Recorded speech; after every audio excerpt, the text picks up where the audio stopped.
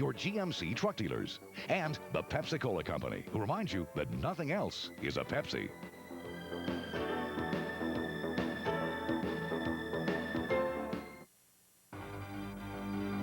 They inherit a rich tradition of boys basketball. Followed up, good! And now is their time to shine. A season of dreams and hard work comes down to a Sweet 16 playoff spectacular. From the corner, a three! Welcome to the Minnesota State High School Boys Basketball Championships. These are the Tournaments on 9. And now, live from Williams Arena, your host for the Tournaments on 9, Minnesota 9 sports anchor Jim Gilliland. It has been 20 years since they have played to a single state champion in the state of Minnesota. We're going to do that again here in 1995, returning to a format that many people have wanted. There has been some dissension in the ranks, but almost everybody agrees that it's going to be an exciting year with the change as we crown one champion, either Class AA or Class A, come Saturday night. Jim Gilliland back with you at Williams Arena. Janet Garvin joins me here. This is Class AA. We'll be starting at about 11:30. Class A is over the Civic Center. We'll get there shortly. But Janet, there's extensive anticipation for the new format. I think a new excitement about the tournament, and many people felt that boys basketball needed a shot in the arm and a change. Some people are writing it off already before it's even started, but it's going to be an experiment to see just how it goes. Two teams that are very excited to be here, two first-time entrants, and in the long history of the boys tournament, that's always exciting to see Lakeville and also Monticello. But as many of you have already talked about, Minneapolis North is the team to watch, unbeaten, and many people think they're going to probably be the AA and A state champion in this new single tournament. I think it's going to be exciting. I'm looking forward to the week. We're here at AA today. Class A is at the Civic Center. Dick Bramer and Jeff Grayson getting ready to go over there. Let's go to St. Paul now. Very much, and good morning, everyone, from the St. Paul Civic Center. Jeff Grayson along with Dick Bramer. And Dick, it's a case of twin quadruple headers today. Yeah, the real added feature of this Sweet 16 format actually won't come into play until tomorrow. Today we've got Class A against Class A and AA against AA. And an interesting matchup to get this tournament started. Redwood Valley against St. Agnes. St. Agnes, of course, the defending champ in Class A a year ago, but hardly anyone expected them to come back to the tournament this year. They lost a lot of players through graduation. Redwood Valley, what a great rebuilding job that John Jimenez has done there. A year ago, they were 3-20. They won just 3 games the entire year. Now they're here in the Class A tournament to get this 1995 boys tournament opened up, and it really is a case of 1 year making a great deal of difference for Redwood Valley. That's right, and it's not often you hear a state champion call itself a Cinderella, but it's a case of 2 Cinderella teams going at it in our first game. And one of the starting lineups and introductions when we come back from the St. Paul Civic Center.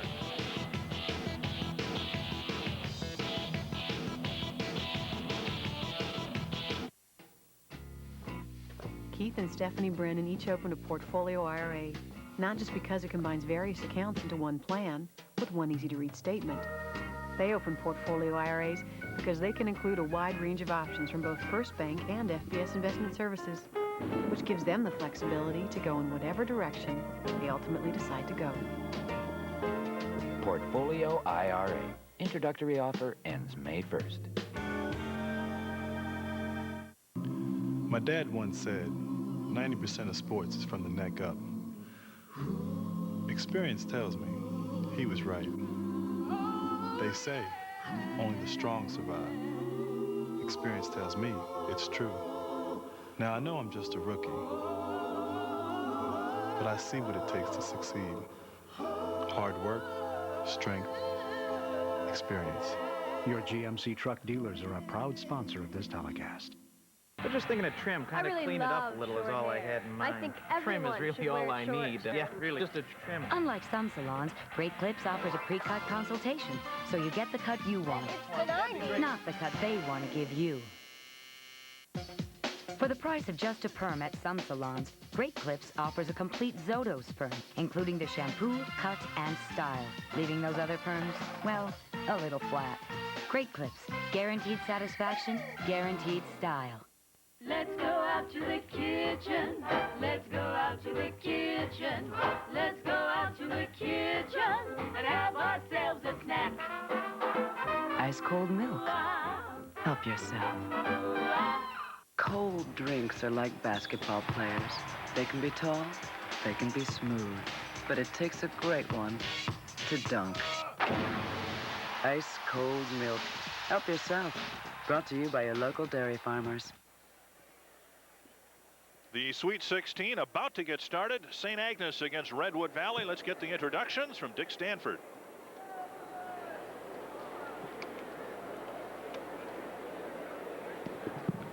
All right, ladies and gentlemen, welcome to the 1995 Boys State Basketball Tournament. And to begin our introductions, let's meet the cheerleaders from the respective schools. First, the cheerleaders from St. Agnes. Lila Norberg, Carissa Lindstad, Katie Brennan, Deandra Johnson, Katie Parkin, Mary King, and mascot Dan Haugen. And now let's meet the cheerleaders from Redwood Valley High School.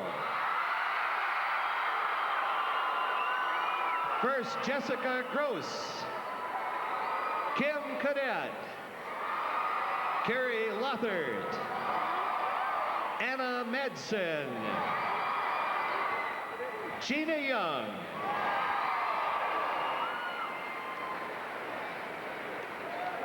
this game matches the champions of Section 3A with a record of 21-6, the Redwood Valley Cardinals, and the champions of Section 4A, the St. Agnes Aggies, with a record of 19-8. First, let's meet the Redwood Valley Reserves. 6 foot 1 inch sophomore freshman, number 35, Jason Jacobson. 5 foot 8 inch freshman guard, Jacob Frank.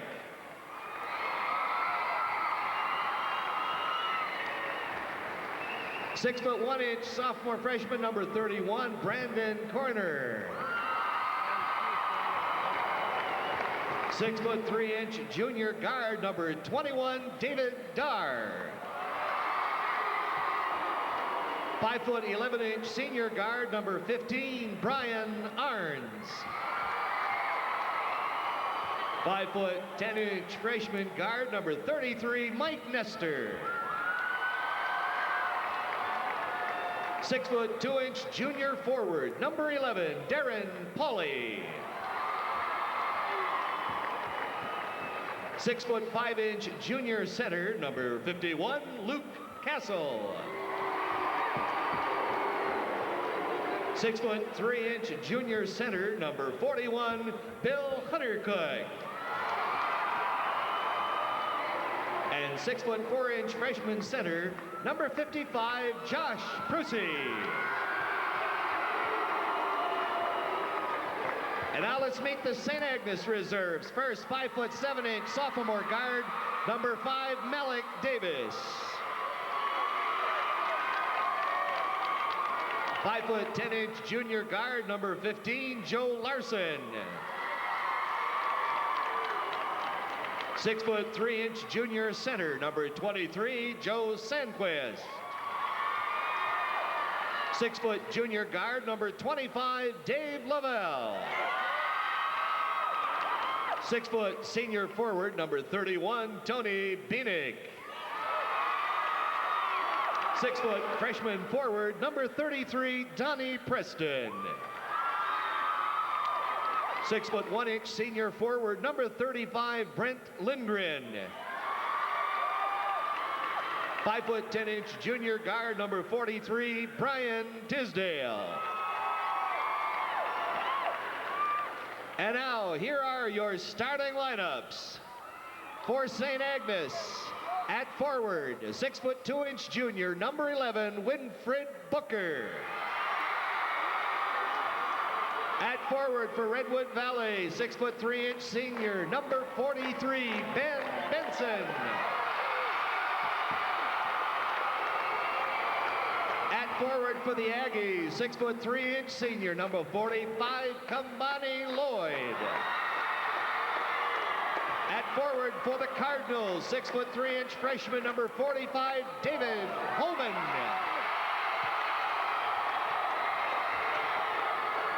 At center for St. Agnes, 6-foot senior number 51, Larry Cobb. At center for Redwood Valley, 6-foot 8-inch senior number 53, Seth Breitkreitz.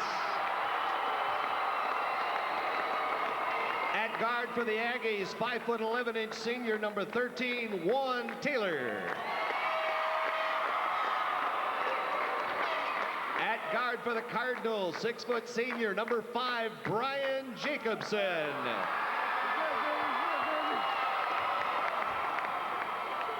At guard for St. Agnes, 5-foot 10-inch senior number 41, Chris Kelly. At guard for Redwood Valley, 6-foot 3-inch junior number 23, Luke Jimenez. St. Agnes head coach is Dick Gazzoni.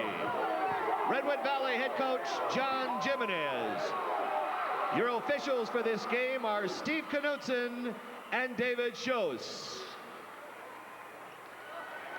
And now, ladies and gentlemen, at this time we would like to introduce the players for the presentation of the Sportsmanship Creed. Welcome from St. Agnes, Tony Bienick, and from Redwood Valley, Brian Jacobson.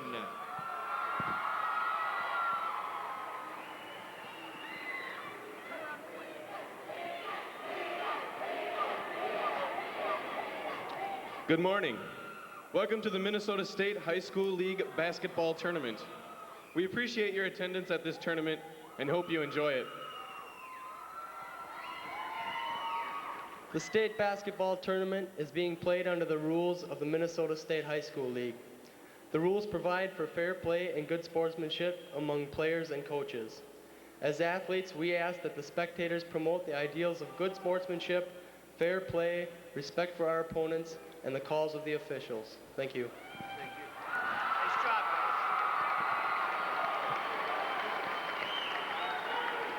guys. And now, ladies and gentlemen, we ask you to please stand as the Redwood Valley High School Band, directed by Gary Bessman, will accompany junior Kristen Newman as we sing the Star-Spangled Banner.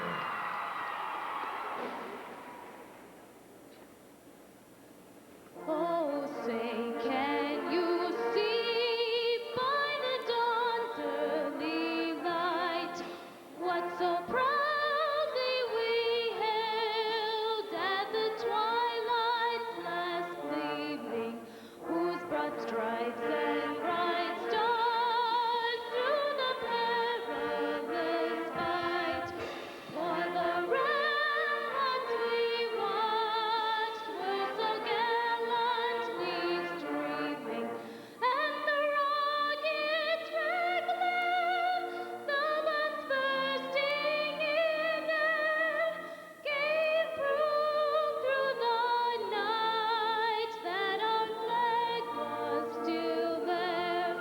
Oh, say does that star-spangled banner yet wave o'er the land of the free and the home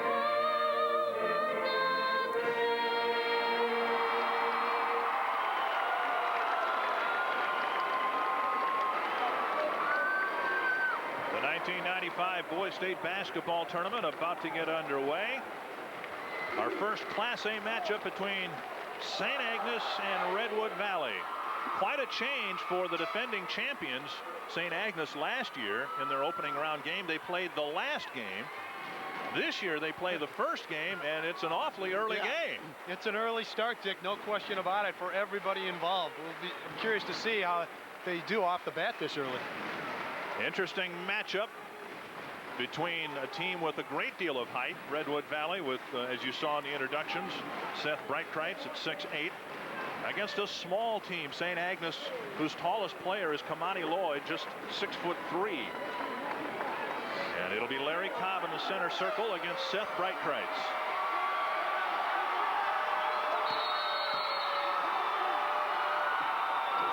Control by Breitkreitz. Holman quickly to the other end and a basket. Luke Jimenez Jimenez gets the game started for the Cardinals. Great way to start the game. Get the jitters out a little bit with a layup like that. St. Agnes breaks the press. The first shot comes off.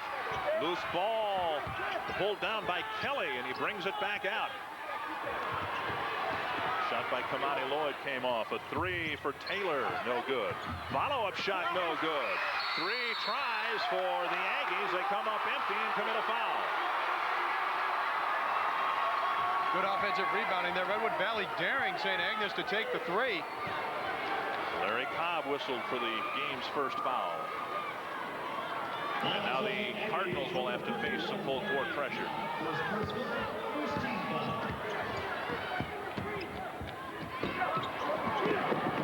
And Jimenez will bring it up the floor. From the outside, Bright-Kreitz hits. Averaging 13 a game. Seth Bright-Kreitz puts his team up 4-0. Both possessions, not a whole lot of dribbling, just great passing to beat the pressure.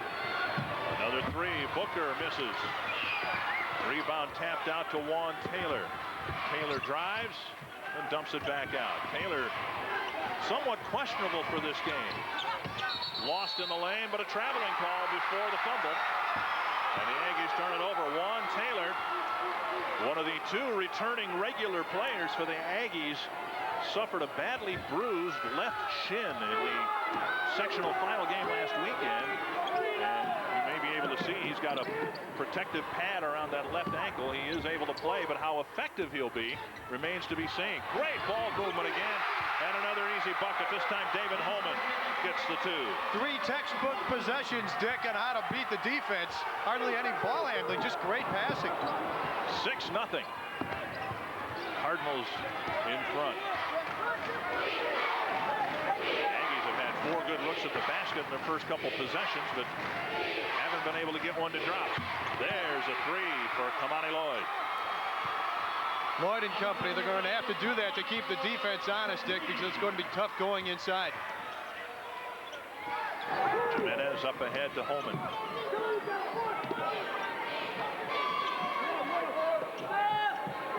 Aggies come out. Brian Jacobson. Cross-court pass. Hard off the glass, no good by Benson. A 3 for Brian Jacobson. You see a Jacobson from the outside wearing number 5. Yeah, you think Sam, don't you? Go for freshman. Juan Taylor with the basketball. The Aggies off to a slow start. Got a 3, though, their last time down the floor. Juan Taylor misses. Rebounded by Jimenez. Quickly up the floor to Jacobson. Benson is fouled. They make you pay. They don't waste any time getting the ball down the floor, and they make the defense pay. Foul called on Larry Cobb, and that is his 2nd foul. We've got a timeout. 5:06 to go in the first quarter on the Menard scoreboard. A quick start for the Redwood Valley Cardinals. Add a new look to floors with Tarkett from Menard. Style Gold floor tiles are easy to install, just 88 cents each. Bright Image vinyl flooring resists scuffs and stains. Now $7.97 a square yard. Then update your bathroom with toilets, tubs, or surrounds from Crane.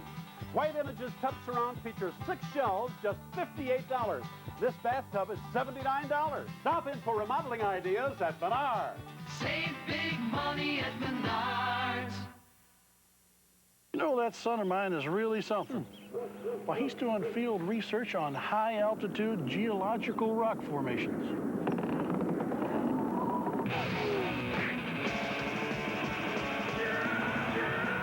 Nothing's more intense than Snowy Mountain Dew.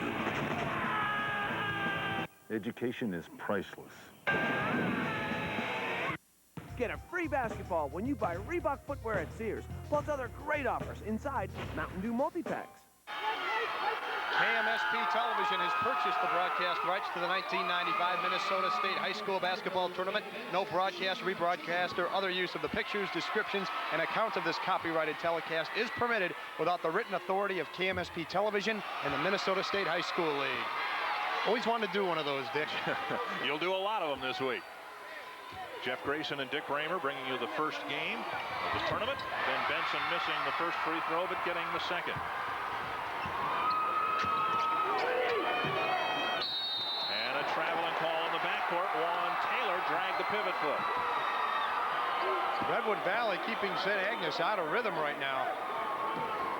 One of the major differences in the Aggie team from last year to this year, they're not nearly as deep, and as a result, Larry Cobb is still in the game with 2 fouls. Lob inside. Bright Kreitz has it slapped away, but a foul called on Winfred Booker. So the Aggie team, a shorter team than last year, but also they can't go as deep on their bench as they would like. And they're getting in foul trouble. Cardinals pounding it inside. Brightrights draws the foul. You got the height, you got to use it. And the Cardinals misfiring on 2 of their first 3 free throws.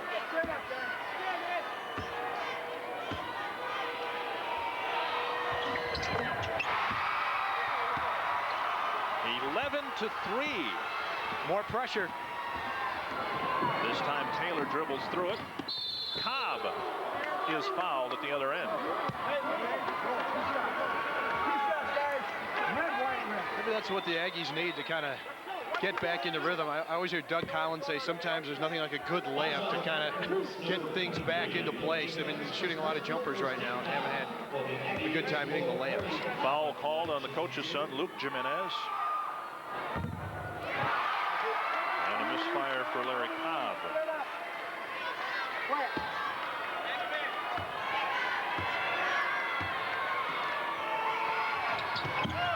Two misses for Cobb. Rebounded by Brightrights.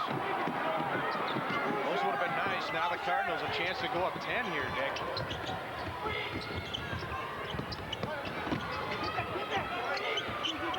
Inside they go.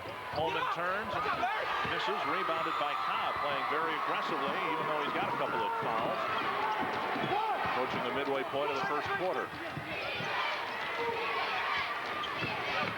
Great drive by Kamani Lloyd, but he misses. Rebounded by Holman. Aggies getting through the defense with those quick drives. They just are having trouble finishing. Inside. Brightrights missed from 5 feet.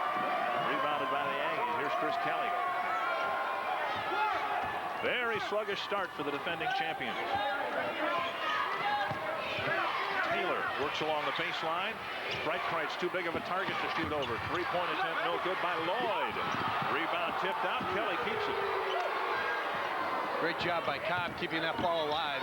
Taylor had his shot altered by Brightrights. Found a teammate underneath. No good by Cobb. Follow-up shot by Lloyd, and he's fouled.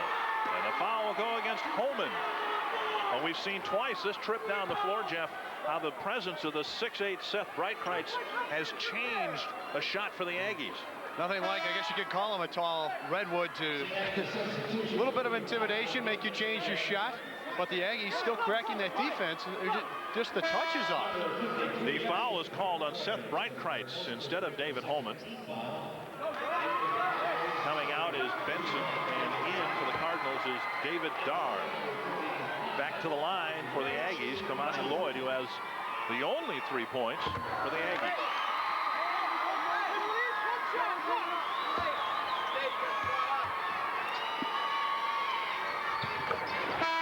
Lloyd with 5 first quarter points. Unfortunately, his teammates haven't been able to help him much. John Jimenez has his team in front by 6.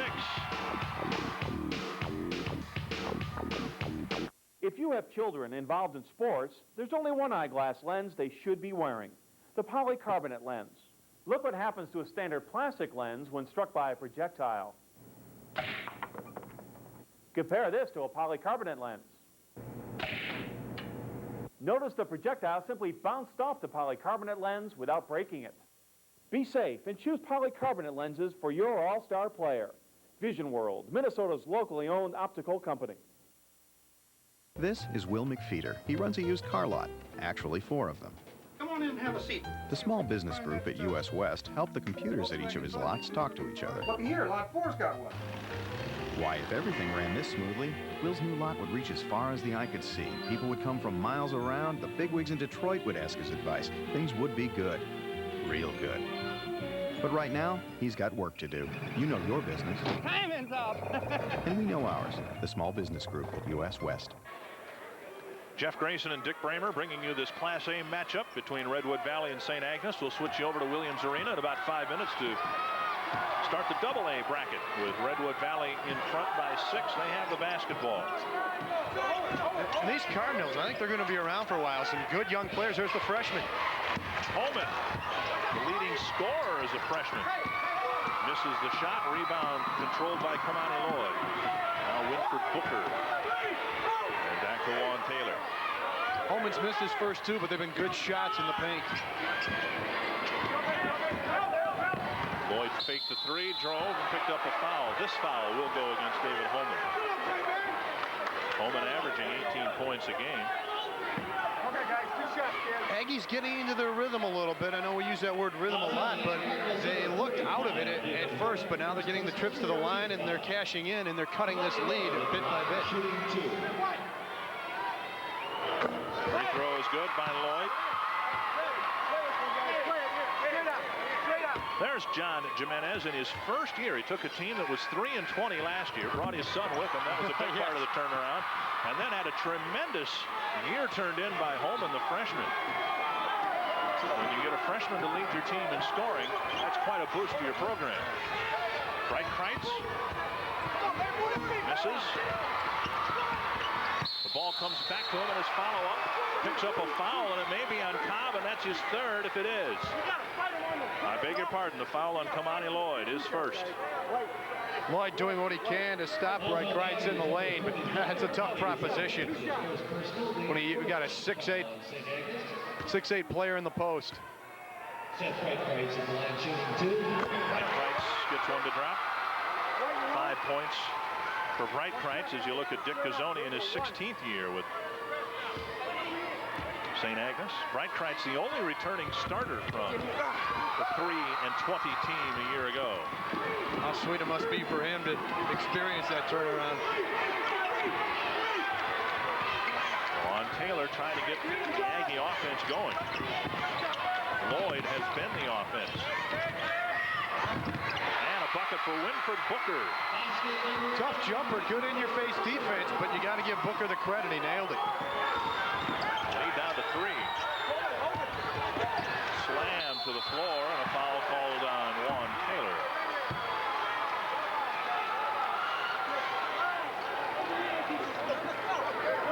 Taylor a little frustrated. They almost got the steal.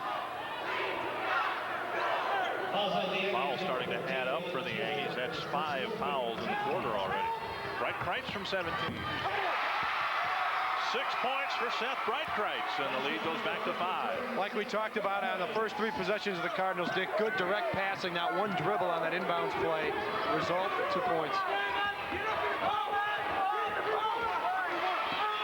Cardinals sagging back in their zone.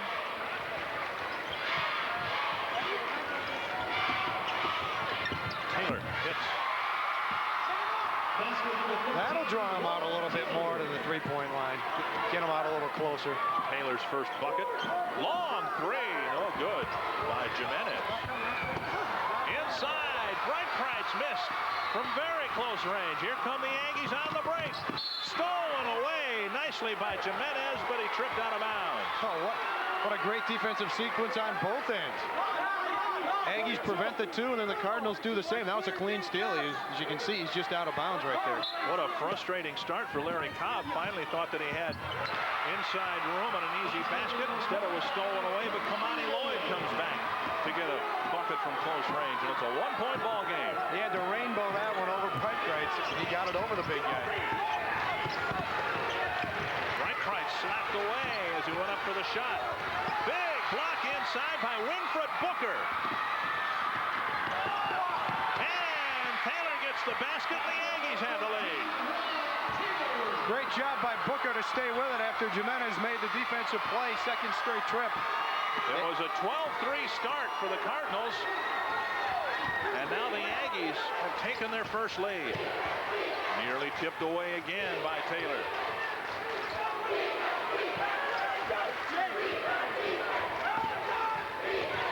Bright Kreitz has it slapped away by Taylor. Follow-up, good by Carr. What an 8-0 run for the Cardinals. What a play. Juan Taylor using the left-hander. That shot would have been blocked, and then the rebound slam. Bright Kreitz answers. It was an 8-point run for the Aggies until Seth Bright Kreitz's basket. You hear coaches so much say you've got to do it with defense. That's why St. Agnes is back in this game. Juan Taylor, time running out. And they don't get the shot off. Taylor took far too much time bringing the ball up across the timeline. They had the chance for the last possession and the last shot. On our Lincoln Mercury Dealer Association scoreboard, a great comeback for the Aggies. They have the lead. Now there are 1,000 reasons to buy a Ford Windstar. For a limited time, get $1,000 cash back when you buy or lease a Windstar. That's $1,000 cash back on the minivan with the largest V6 engine, plus dual airbags, four-wheel anti-lock brakes, and front-wheel drive. And right now, qualified buyers may get an additional $750 bonus for total cash back up to $1,750. See your Northland Ford dealer for details today. At Baker's Square, we're talking turkey, juicy breast of turkey, roasted daily and hand-carved. Right now, order any Baker's Square turkey entree and get this half a baker's cut of apple pie for just 89 cents more. Got a whole lot of bacon going on. Hello, I'm Blaine Thomas from Lake City. And I'm Matt Christensen from Granite Falls Clarkfield. We are finalists for the Minnesota State High School League AAA Award. Don't miss the Boys State High School Basketball Tournament. Continuing today, here on UPN 9. After the first quarter, St. Agnes has the lead after a very slow start. That's the story from the St. Paul Civic Center. Let's go to Williams Arena. Jim Gilliland and Janet Carvenin. You see the scene laid out before you. We're about to start Class AA. Lakeville Panthers, kind of a surprise team from 1AA against the ROCORI Spartans. Janet, we're ready to go here. Lakeville, a bit of a surprise, knocking off both Rochester schools in Rochester. ROCORI behind Bob Brink, always very tough. That's right. They have been in the tournament's 5th time in the last 26 years that Coach Bob Brink has been there. He has over 600 wins for the ROCORI program. Lakeville in their very first state tournament appearance. Lots of black and red here today. Black, red, and white, the school colors for both sides. Now let's meet the teams with public address announcer Bob Reed.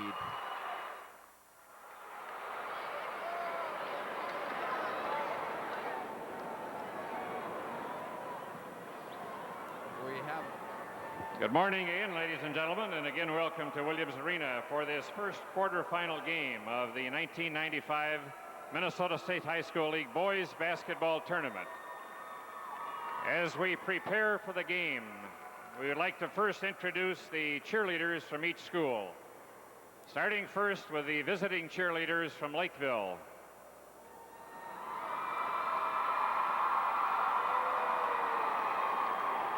Please greet Shannon Myers, Lori Dorfler, Holly Clark, Mandy King, Missy Sutterfield, Maria Farmer, and the mascot, Cara Fredrickson. The Lakeville cheerleaders and the mascot. And now please greet the cheerleaders and mascot from ROCORI, the home team.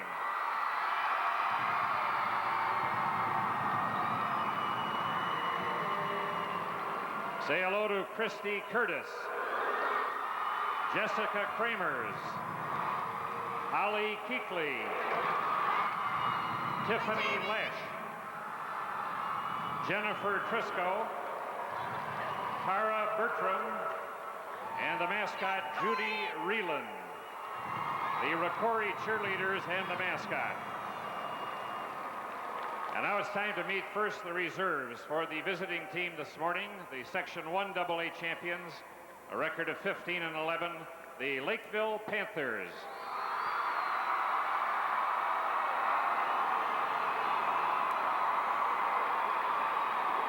wearing the light-colored visitor jersey, a 5'9" junior guard, number 11, Mike Franz.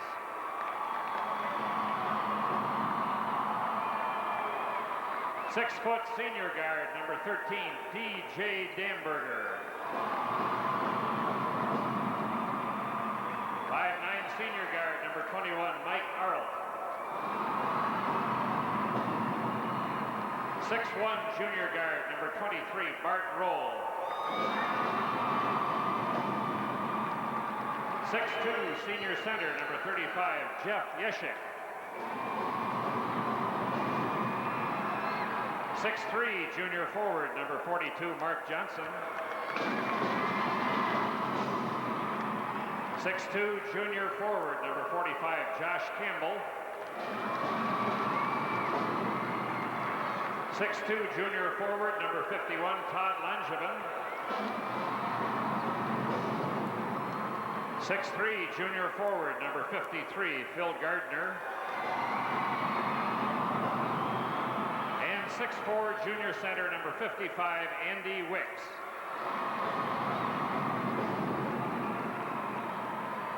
And now let's meet the reserves for the home team. The Section 8 AA champions, a record of 22-4. The ROCORI Spartans.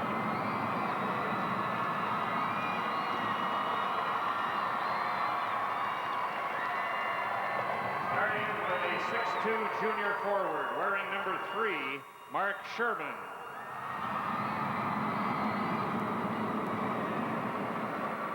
.5'10" junior guard, number 4, Joel Torborg.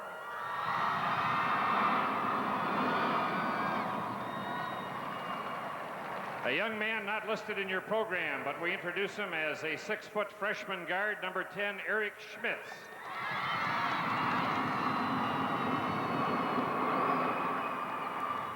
.5'11" junior guard, number 14, Keith Johnson.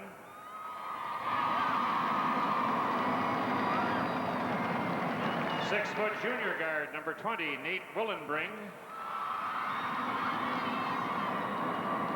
6'2" sophomore forward, number 24, Mike Carlson.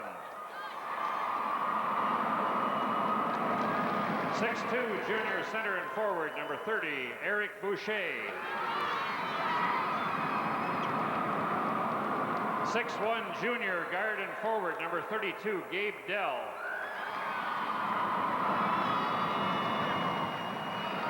6'7" senior center, number 54, Kurt Lutgen.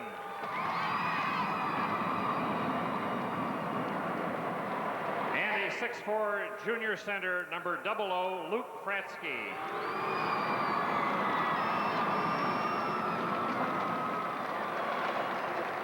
And now let's meet the starting lineup, starting with the guards, alternating by team and position. Starting at the first guard for Lakeville, a 6-foot senior, number 52, Todd Hamer.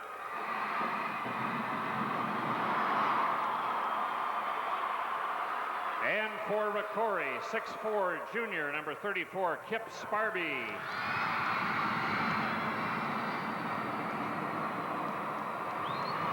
At the other guard for Lakeville, 6-foot senior, number 25, Elbert Shepard. And for ROCORI, 5'11" senior, number 22, Jim Kraus.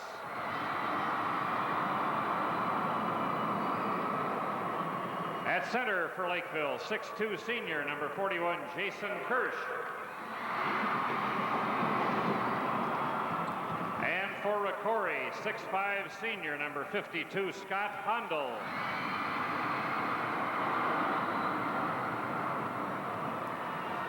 At forward for Lakeville, 6'2" senior, number 31, Tim Hamer. And for ROCORI, 6'2" senior, number 50, Wayne Schreiner. At the other forward for Lakeville, 6'3" junior, number 43, Jason Beckendorf. And for ROCORI, 6'2" senior, number 44, Joe Hamish. The Lakeville assistant coach is Greg Miller. The head coach is John Oxton. For ROCORI, the assistant coach Doug Brink and the head coach Bob Brink. The referees for this game are Mike Carness and Dean Ringstorff. And now, ladies and gentlemen, we'd like to introduce one player from each team to present the sportsmanship code. Representing Lakeville, number 25, Albert Shepard, and representing ROCORI, number 00, Luke Fratsky.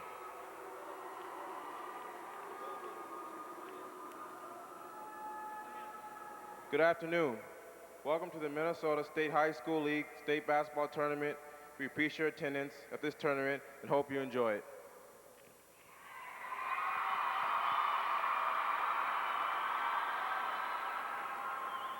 The state basketball tournament is being played under the rules of the Minnesota State High School League. These rules provide for fair play and good sportsmanship among players and coaches. As athletes, we ask that spectators promote the ideals of good sportsmanship, fair play, and respect for our opponents and the calls of the officials. Thank you, Albert and Luke. Thank you very much. And now, ladies and gentlemen, please stand. We're getting ready to start the Class AA game. Lakeville and ROCORI will be back with the tap in just a moment. Things have changed around here since 1965. Some got bigger, some got better, but some got it right from the start. Like Banvel, after 30 years, it's still the broadleaf herbicide for corn. Still the one that lasts from spike to canopy. Sure, things have changed in 30 years. Banvel just hasn't needed to. Banvel, 30 years and still the best. The Thompsons got their home equity installment loan from First Bank, not just because they could finance their car and deduct the interest, or get convenient ways to manage their money, or pay for the new addition to their home. They chose First Bank because the bank loaned them 100% of the equity in their home, which let them consolidate their finances and their family all at once. For special rates and no closing costs, apply by phone today. Welcome back to the St. Paul Civic Center. Dick Bramer and Jeff Grayson bringing you the opening round game in Class A. Redwood Valley has forged a 2-point lead. Seth Breitkreitz with a couple of back-to-back baskets for the Cardinals to put them in front. Larry Cobb misses. I'm sorry, Dick. As Breitkreitz has asserted himself, they've gotten the lead back. Breitkreitz with the rebound. He's been the best player on the floor over the last 2 minutes. Breitkreitz with a miss, but he got a hand on the rebound. And Ben Benson got the carom for the Cardinals. 1:20 left in this first half. The Aggies had a lead opening up the period. Had a 2-point lead. Now Jimenez misses another 3-point attempt. He's been ice cold in this game. Lost in the lane. Free ball picked up by Larry Cobb. And now Winford Booker has it. Less than a minute to play. Gets it back over to Williams Arena shortly. Calling for one here, about 45 to go. Inside, Kamani Lloyd. Where would the Aggies be without Kamani Lloyd? He's got 13 first-half points. And now the Cardinals have a chance for the last shot.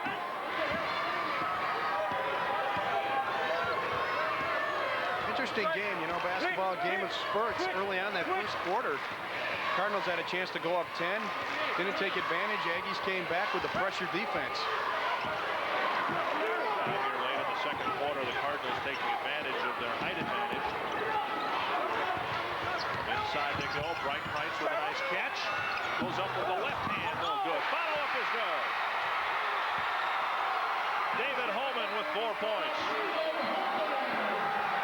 It'll count if it goes. It's short. And the Redwood Valley Cardinals, who haven't been in the tournament since 1977, run off the floor with a 2-point lead. Leading the defending champions 26-24.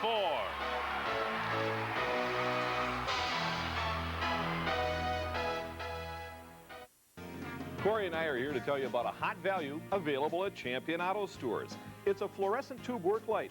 It comes in an unbreakable housing, and because it is a fluorescent tube, it stays cool when you use it.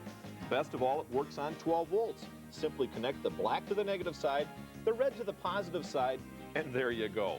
And right now at Champion Auto Stores, you can get it for free after rebate. For right products, right prices, and right answers, shop Champion Auto Stores. Let's go out to the kitchen. Let's go out to the kitchen. Let's go out to the kitchen and have ourselves a snack. Ice cold milk. Help yourself. Cold drinks are like basketball players. They can be tall, they can be smooth, but it takes a great one to dunk. Ice cold milk. Help yourself. Brought to you by your local dairy farmers.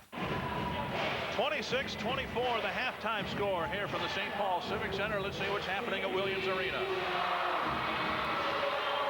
Here at the Williams Arena, Lakeville has forged a 4-0 lead in the first minute and 12 seconds of our first-class AA game. And now it is 5-0. 2 free throws made here by Jason Beckendorf. And Janet, I thought ROCORI might be the team to start hot. They got a little more experience, probably. But Lakeville running out to a 5-0 lead. We have a foul in backcourt, and it'll be a pass in for the Panthers. Well, that is Albert Shepard right there, and he made a great defensive play to come up with a basketball. And you're right, Gilly.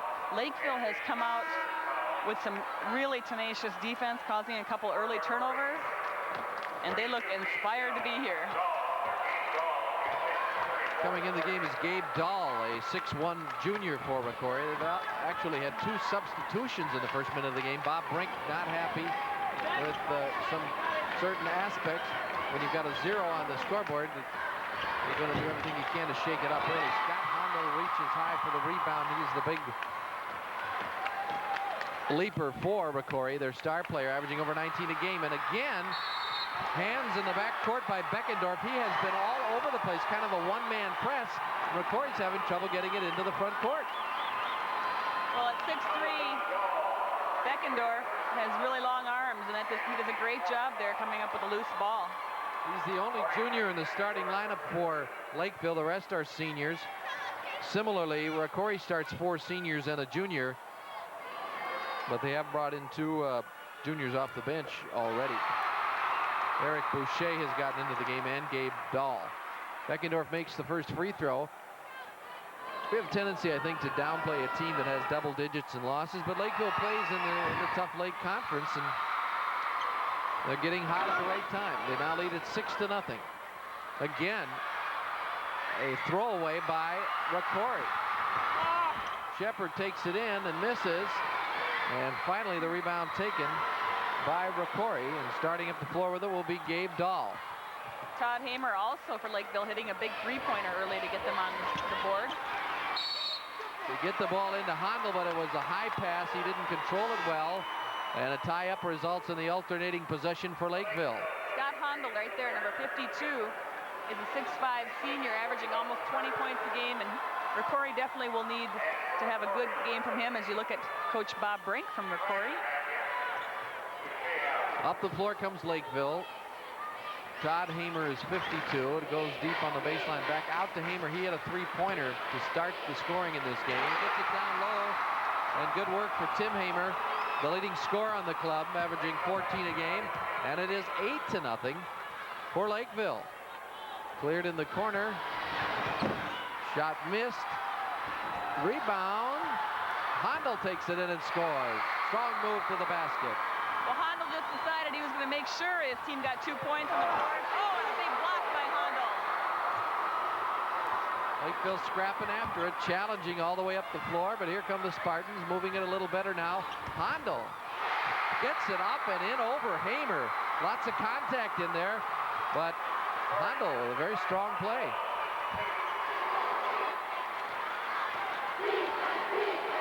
ROCORI zoning here on D. Beckendorf, Todd Hamer on the right side for Phil Gardner. Albert Shepard, I should say. This is Phil Gardner, 53. Tim Hamer lets it go from the corner. Bad shot. Rebound for ROCORI. Gabe Dahl will start up against Beckendorf. Bouncing it into the front court for Jimmy Krause. Handel pass for him is too tall, out of bounds, and goes back to Lakeville.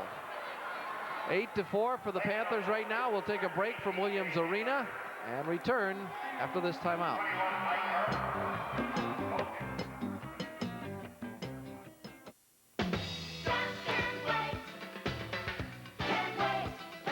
Today's the day to see your Toyota dealer and experience the luxury of Avalon. And right now, there's a wide selection starting at only $23,355. Experience the all-new Avalon.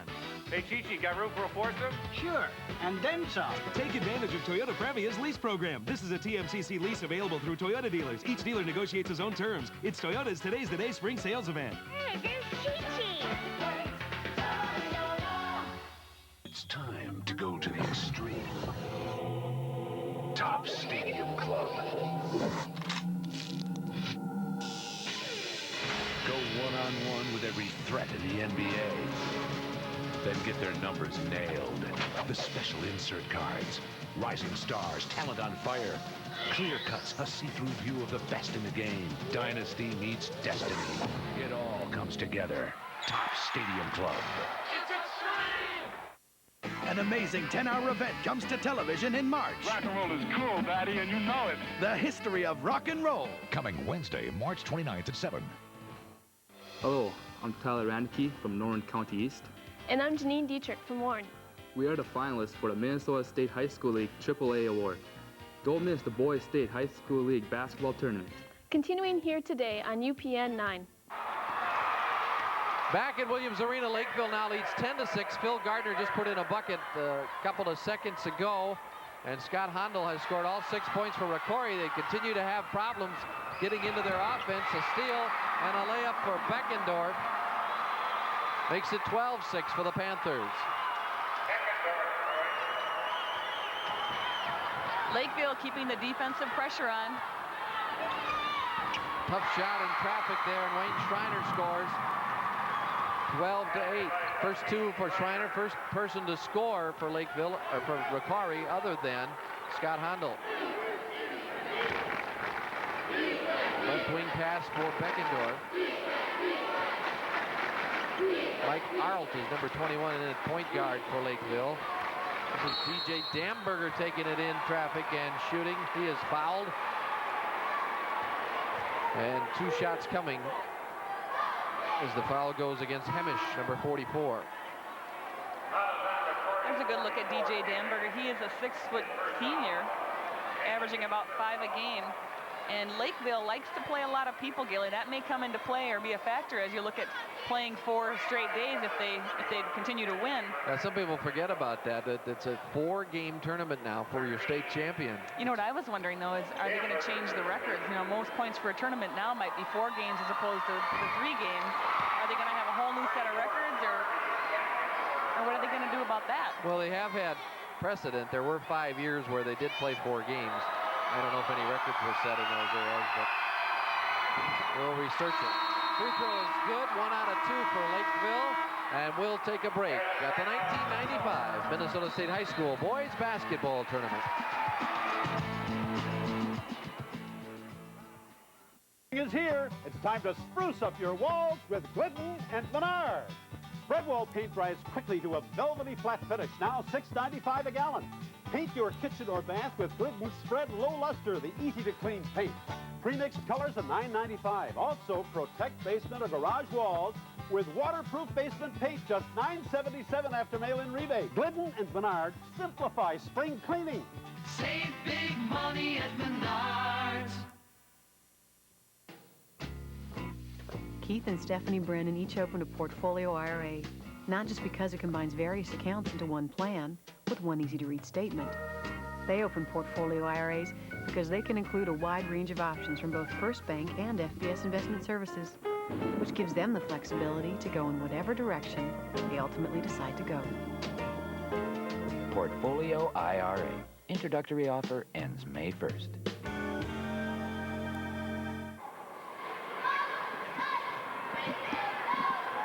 We're back at Williams Arena, Lakeville leading ROCORI 13-8. And the Spartans will pass the ball in against that Lakeville pressure, which has been so troublesome for ROCORI in the early going. Bob Brink looking for the right backcourt combination that could solve this press. And of course, John Oxton, the Lakeville coach, is going to keep after it as long as it's effective. Wayne Schreiner passing in, and a 5-second count. Bob Brink is saying, just a little quick there. Well, these early turnovers have really been costly for ROCORI. Lakeville goes to their inbounds play, and Albert Shepard converts it. An easy score makes it 15-8. Pass for Schreiner, tipped, but a foul on Arlt.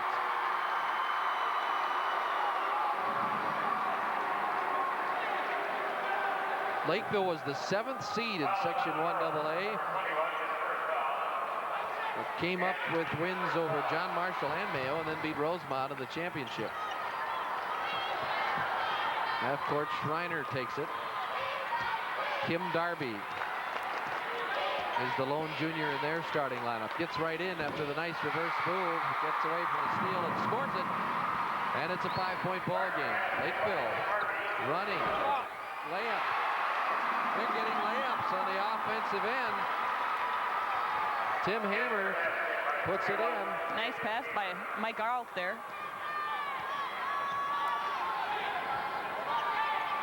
Up-tempo game, just avoiding the steal is Handel.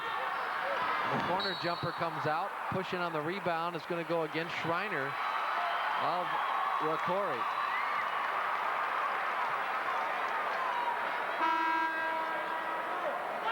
Pass in for Lakeville. 6th team foul on ROCORI, only 1 on Lakeville, so that's another factor in the Panthers' favor as they try to extend this 7-point lead.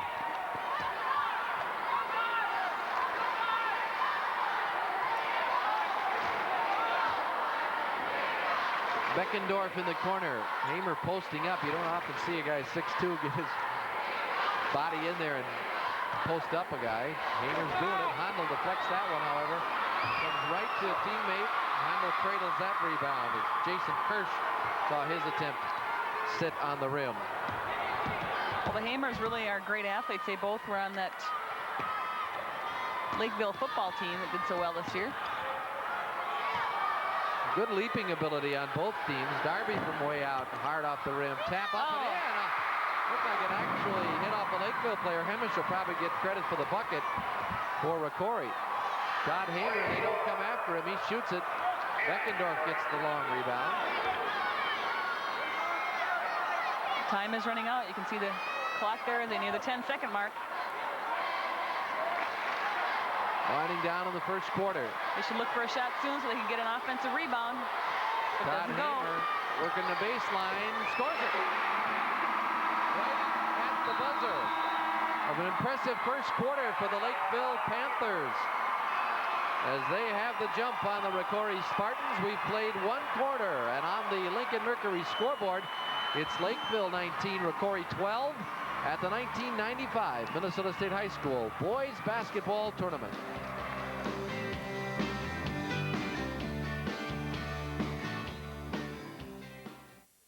The all-new Mercury Mystique isn't just another new car. It's really a surprise package. Mercury's newest arrival may have surprised you at the auto show, but then Mystique is full of surprises, like the special $750 in RCL cash. For a limited time, you can save on one of Car and Driver's 10 best of 95. You'll get a long list of first-in-class features and a price over $2,200 less than Honda Accord. But hurry, these savings end soon. See the new Mercury Mystique at your Lincoln Mercury dealer now. Dairy Queen is introducing 3 nutty new Blizzard flavor treats and Breeze frozen yogurt treats.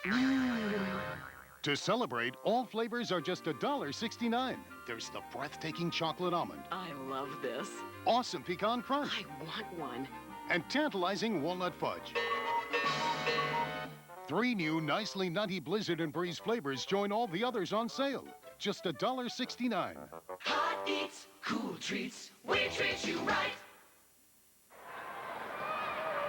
We have returned to Williams Arena. ROCORI will have the pass in front of our broadcast location. Janet Carvinen and Jim Gilliland with you. At AA action, Class A has moved into the second half. We had Redwood Valley leading St. Agnes by 2 at the half over there. And we'll keep you appraised of that, and we'll be going back to that game as well. Back and forth coverage. We try to bring you the best from the state tournament. 4 games each at 2 different sites. ROCORI in the red uniforms. Scott Handel, fadeaway jumper, scores it. 8 points for him, as he's the leading scorer on the floor. Wayne Beckendorf had 5 to lead Lakeville's good balance in the first quarter. This is Beckendorf, number 43. High atop of the key for Todd Hamer. Right side for Beckendorf. Launches the three-pointer. Handel, good leaping ability on this kid. Gardner steals the loose ball in the lane and gets called for a charging foul as he bowls over Kim Darby. A nice help defense by Sparby there to step in and take the charge. Handel had the rebound. You can see he is a fine leaper. In fact, Bob Brink says probably the best ever in the history of his coaching career. And there the drive followed and the offensive foul. Got to figure out a way to deal with this pressure. They move the ball well this time, get it into the corner, back out for Schreiner. Darby, Hemish lets it go from way out, and an outside jumper. I think that's the first outside shot ROCORI has taken, and that could help open up some of the inside game for them. Hemish gets credit for 2. Backing up is Hamer. He missed it badly again. He's had 1 from each corner that has been way off. But he's their leading scorer and has the green light on that situation. ROCORI back to the attack. Kim Darby for Jim Krause. Now Schreiner has it deflected away by Hamer, but it will stay with ROCORI. 6:38 to go in the first half. ROCORI seems to have settled in after a very rocky start. Lakeville has a couple of substitutions back in now. They rotate about 8 players in there. Arlt and also Kirsch back into the game, making their second appearance. Kim Darby dumps it down for Handel, shoots over the defender and scores it. That's one thing he's going to be able to do. He's the tallest player on the floor at 6'5", plus the best sleeper. 10 points now for Handel. If they can get him the ball in that position, he'll continue to be very dangerous. Beckendorf deep on the left side against the ROCORI zone. Not getting in as easily as they were in the first quarter. Gardner loses it out of bounds to Handel. And it will go back to ROCORI. They will have a chance to take the lead when we come back. ROCORI by 1, or trailing by 1, at the 1995 Minnesota State High School Boys Basketball Tournament. Terry Laughlin lives close to the car dealer. Real close. But for brake work, he'd rather drive to CarX. I trust him. And who wants to pay dealer prices? For expert brake repair. I'd go back to CarX. Don't worry, call the CarX man. Right now, CarX is offering a great break on brake repairs. Get any 4-wheel brake service and get $20 off. Our expert service, $20 savings. Now that's something to sing about. Don't worry, call the CarX man.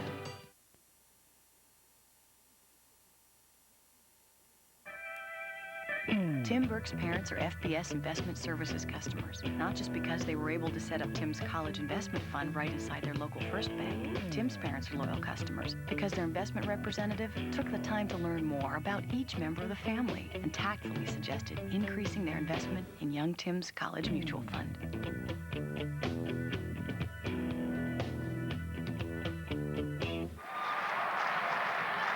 Back at Williams Arena, ROCORI has scored the only 6 points of the second quarter to move within 1. 6:07 to play before halftime. Right now, let's go back to Class A and check in with Dick Bramer and Jeff Grayson. Thank you, Gilly. About 2.5 minutes into the third quarter, St. Agnes trailing by 4.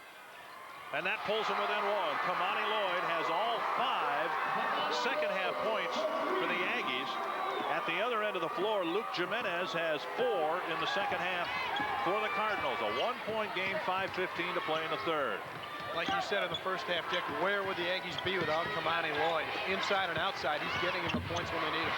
Bright Kreitz having a tough time getting it to drop in the second half. Follow-up shot is good by David Holman. Holman with 6 points. Kamani Lloyd at the other end has 18. Bobbled in the lane. Oh, one official officials called the foul, the other one called traveling. The big call here. Dick Gazzoni wants a foul, and he won't get it. What a coach hates more than anything like that is when the refs get together. They just want to know the call right away. I think it's better to call the walk in that situation. When in doubt, why give the player the foul? 4:55 left in the third quarter. This has been an interesting game to get the tournament started. St. Agnes jumped out, or fell behind early. Then had a brief lead. Holman, offensive foul, and that might be the make good. Yeah. That could have gone either way as well. Juan Taylor, good defense. Draws the charge. Yeah, you're right, Dick. A game of spurts all the way. This one. Second foul on David Holman.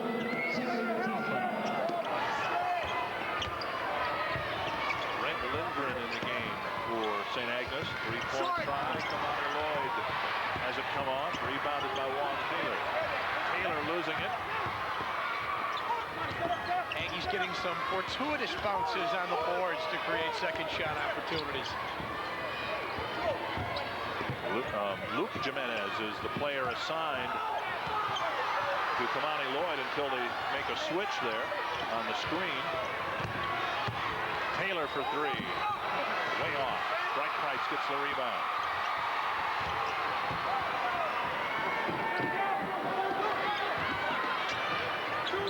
Inside, Bright Price is fouled. And he'll go to the line for two.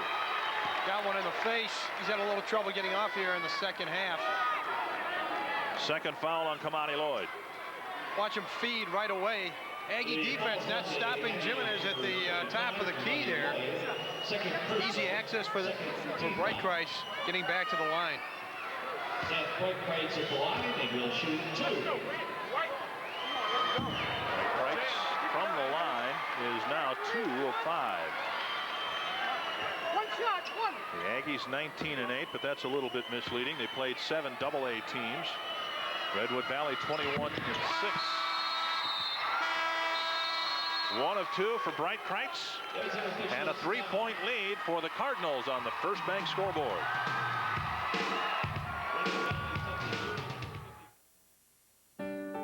Things have changed since 1965. Time and progress march on. And though the land hasn't changed, how you work it has. But one thing has stood the test of time. Banvel. It's still the broadleaf herbicide for corn, for control that lasts from spike to canopy. Sure, things change in 30 years. Banvel just hasn't needed to. Banvel. 30 years, and still the best. Let's go out to the kitchen. Let's go out to the kitchen. Let's go out to the kitchen and have ourselves a snack. Ice cold milk. Help yourself. Cold drinks are like basketball players. They can be tall, they can be smooth, but it takes a great one to dunk. Ice cold milk. Help yourself. Brought to you by your local dairy farmers. Redwood Valley. It's a team made up of Redwood Falls students and Morton students in their first tournament since 1977. Back then it was called simply Redwood Falls. And they have led most of the way. David Holman picked up his second foul. And Seth Breitkreitz on the bench. Looks like he's got a bloody nose. Yeah, he got one in the face there when he went up for the shot. Hopefully he'll get right back in there after they stop the bleeding there. 4-point lead for Redwood Valley. Champions of Section 3A. Juan Taylor brings it up.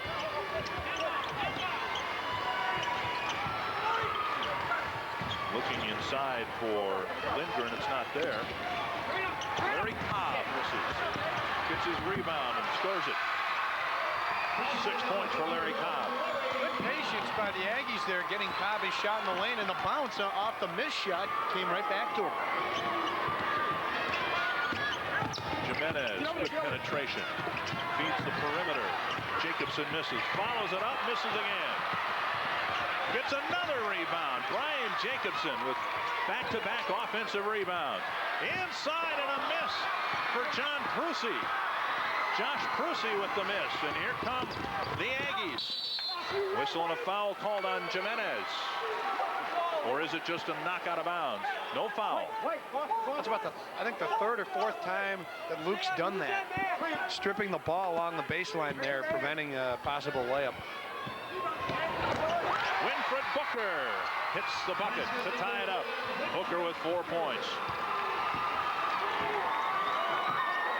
With Bright Price on the bench, Josh Crucy gets a chance to play, and he got a chance for a close-in basket, but couldn't get it to drop. This is Crucy, just a freshman. Trying to post Holman up down low. Benson misses. Ball tied up and a foul called Brent Lindgren. And that call could have gone either way. Holman getting the position down low. They wanted to post him up, but good defense. Good defense inside by the Aggies.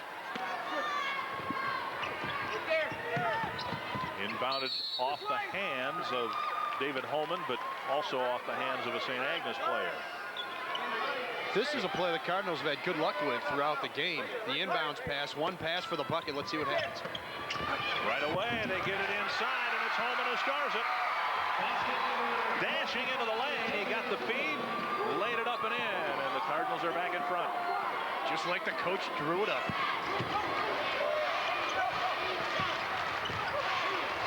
Booker with a high dribble and a travel. Bright Kreitz comes back in for the Cardinals.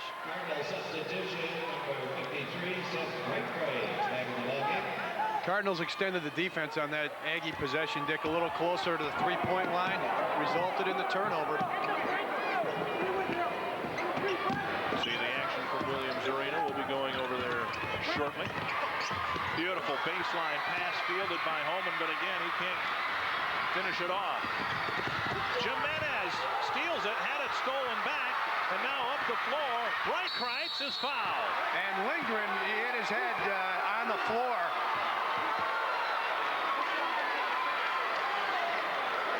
Brent Lindgren took a hard fall back at the other end. Bright Kreitz will go to the line. Wow, look at the hustle. This is all hustle on both sides. Find the bouncing ball.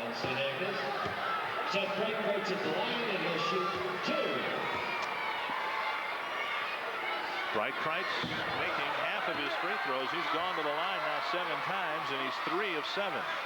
Cardinals are getting inside. They're getting good shots. Just they're not quite finishing them. I think they've got to go up stronger inside, put those layups away. A double miss for Bright Kreitz. A 2-point Cardinal lead.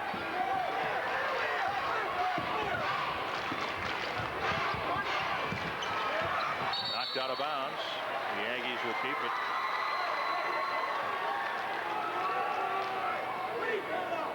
John Jimenez had his team in the state tournament when he was coaching at Mankato Loyola back in 1989. Let's go to Williams Arena, see what's going on there.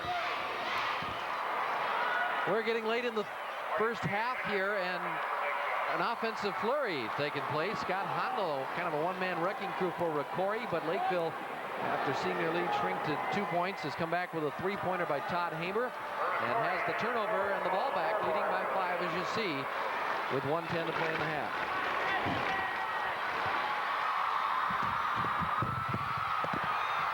Section of turnovers there as it's fast and furious. Hamish with the ball. Sparby kicks it off to Hondo. His short jumper misses. Beckendorf has it back as we're under a minute. Launches it ahead for Hamer. Tried to save it, but got going a little too fast there. And some good athletic moves taking place out there. They're not leading to baskets right now, but that was Todd Hamer going for that ball, and his brother Tim is the receiver on the football team. He's the quarterback, but he couldn't quite run that one down. Hondo, just a few minutes earlier, while we were away, had a big emotional dunk that brought the ROCORI fans to their feet. Driving from way out. He has not been able to get started with his outside game. Schreiner scraps for the rebound and scores. For the Spartans, cut it to 3 with just that much time remaining in the half. Joe Hemish also with some nice outside shooting for ROCORI to get them back in this ball game. Long shot by Tim Hamer. And ROCORI will have a chance to tie or be down 1. Tim Darby extends 1 finger as we approach halftime. Joel Torborg is number 4.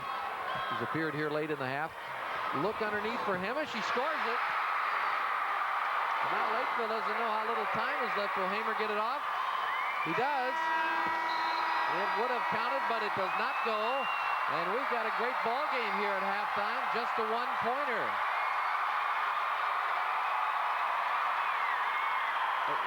The Spartans are fired up. And we will take a break at halftime. It is Lakeville 31, ROCORI 30 at the 1995 Minnesota State High School Boys Basketball Tournament.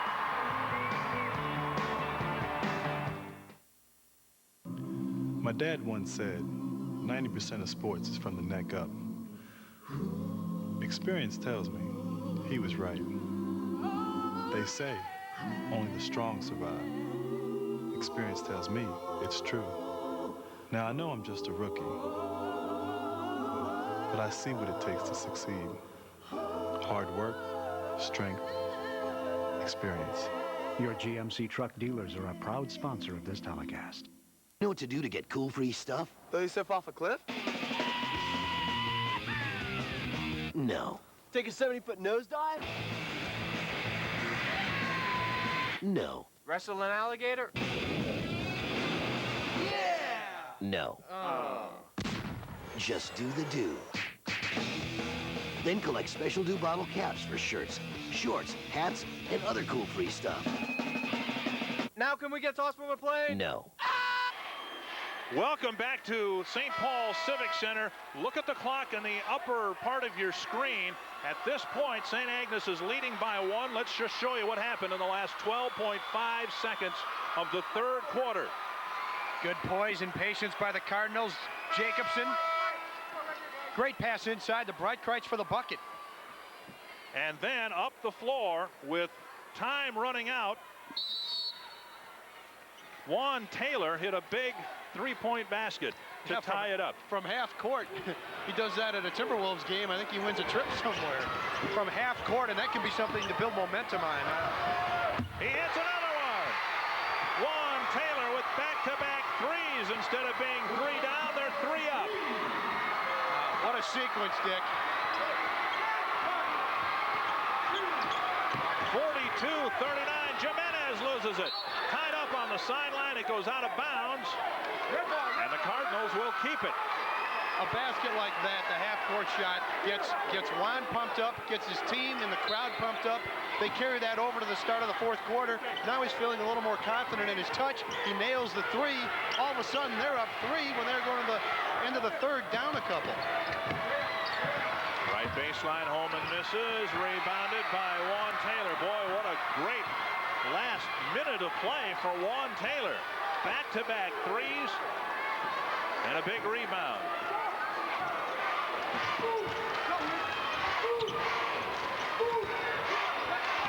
Seven minutes to play in the fourth.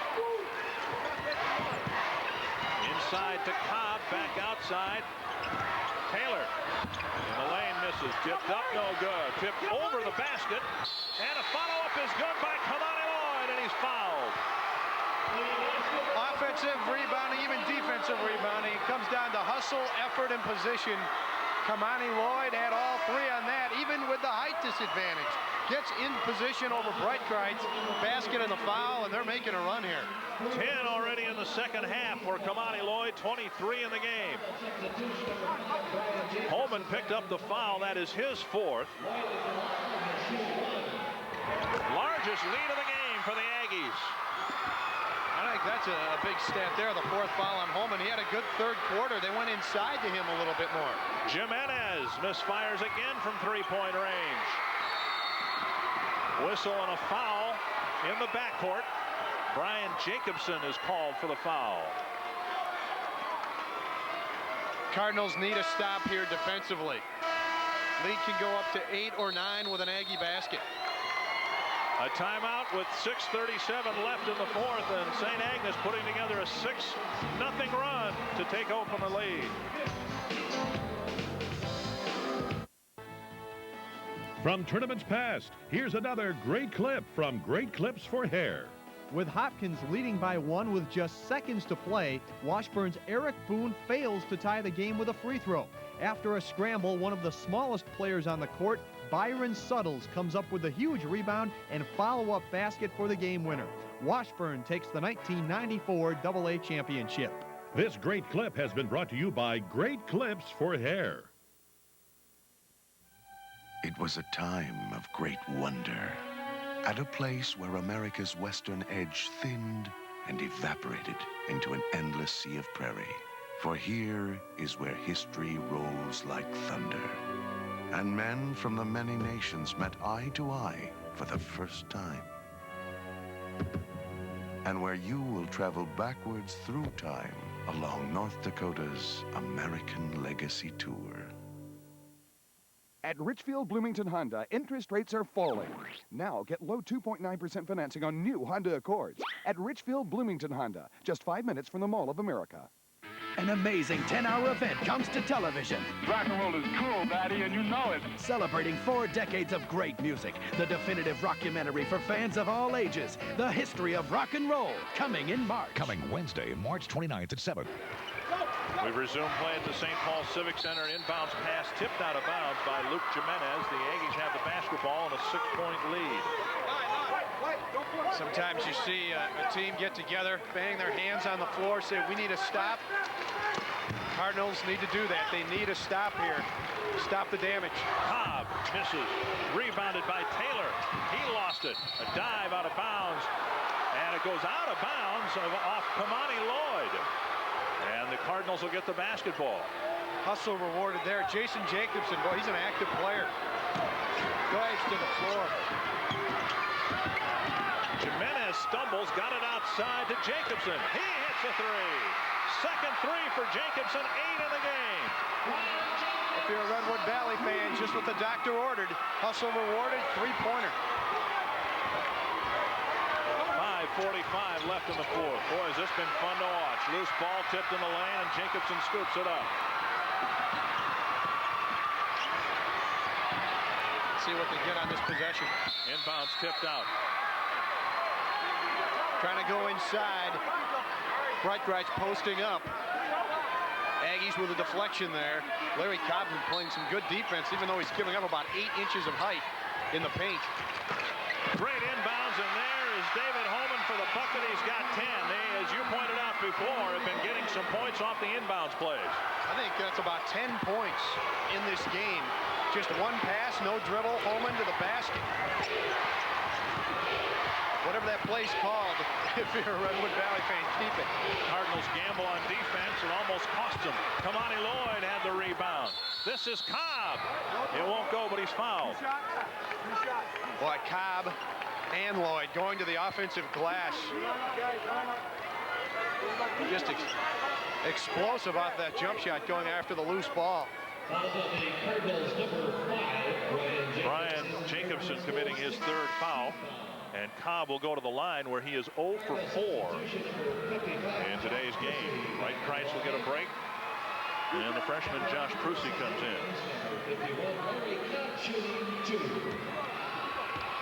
I'm curious how the Redwood Valley attack will change with Wright Kreitz out of there for a little bit. Get him a breather.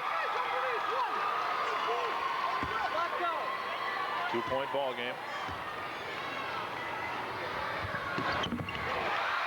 Missing his 4 free throws in the first half, hitting 2 of them now here in the fourth quarter. This will tie it. What a time for Luke Jimenez to get hot from three-point land. He's had his troubles. He had missed all his prior three-point attempts, all 6 of them, but he hit one now to tie it up. What a game. Oh, you're right. This one's going right down to the wire, no question. Juan Taylor misses. Follow-up goes for Brent Lindgren. His first bucket of the game.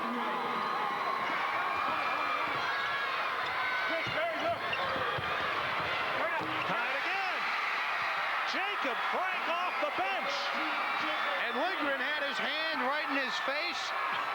He His perfect switch, that was pure. That was a perfect shot. Just a freshman. He comes off the bench, gets in the game for the first time, and ties it up. Kamani Lloyd with a tough shot. It won't go. Follow up by Cobb, no good. Back to Lloyd, no basket. An offensive foul on Kamani Lloyd.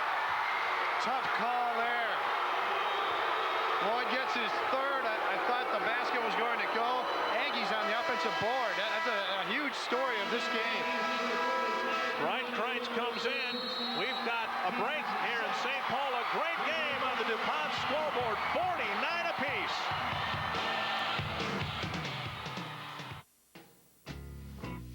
Keith and Stephanie Brennan each opened a portfolio IRA, not just because it combines various accounts into one plan with one easy-to-read statement.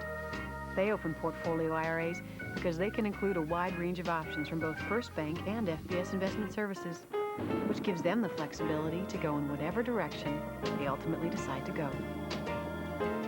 Portfolio IRA. Introductory offer ends May 1st.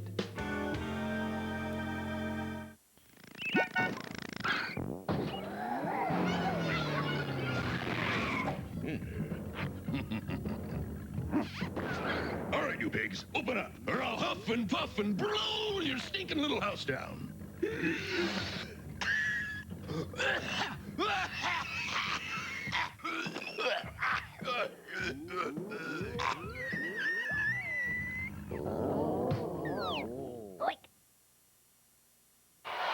Let's back up to the end of the third quarter with St. Agnes trailing by 1 point at the time. Let's look and listen.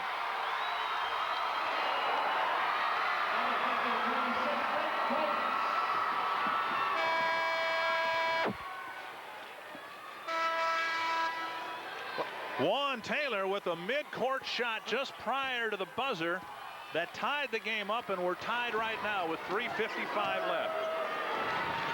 Jimenez short.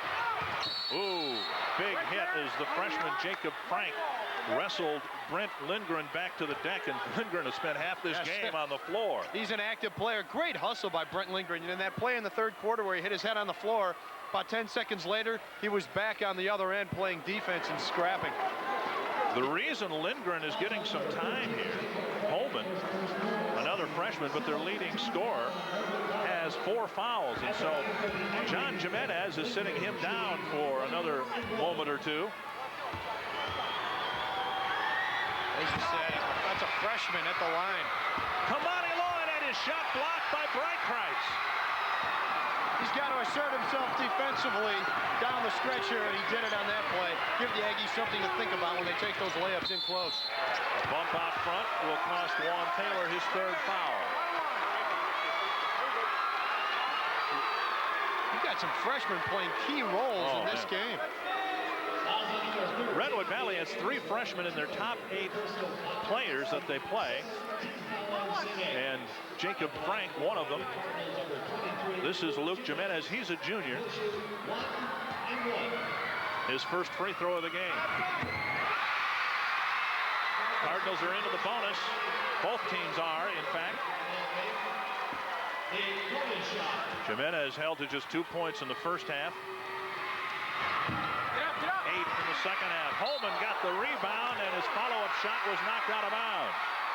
Well, the freshmen from each team, Lindgren for the Aggies and Holman for the Cardinals, active inside. You can't let a player get a rebound off a free throw situation. Inbounded, Bright Kreitz jumps to get it.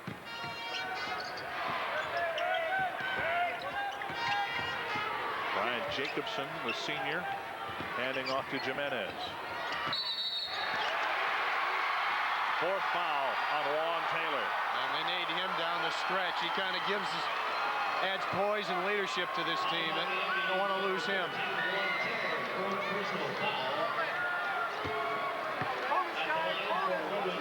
The Cardinals have not done well from the free throw line in this game. They are 5 of 12 from the line, and Jimenez will have some time to think about this one. 3:22 left. An exciting finish coming your way from the Civic Center. My dad once said, 90% of sports is from the neck up. Experience tells me he was right. They say Only the strong survive. Experience tells me it's true. Now, I know I'm just a rookie, but I see what it takes to succeed. Hard work, strength, experience. Your GMC truck dealers are a proud sponsor of this telecast.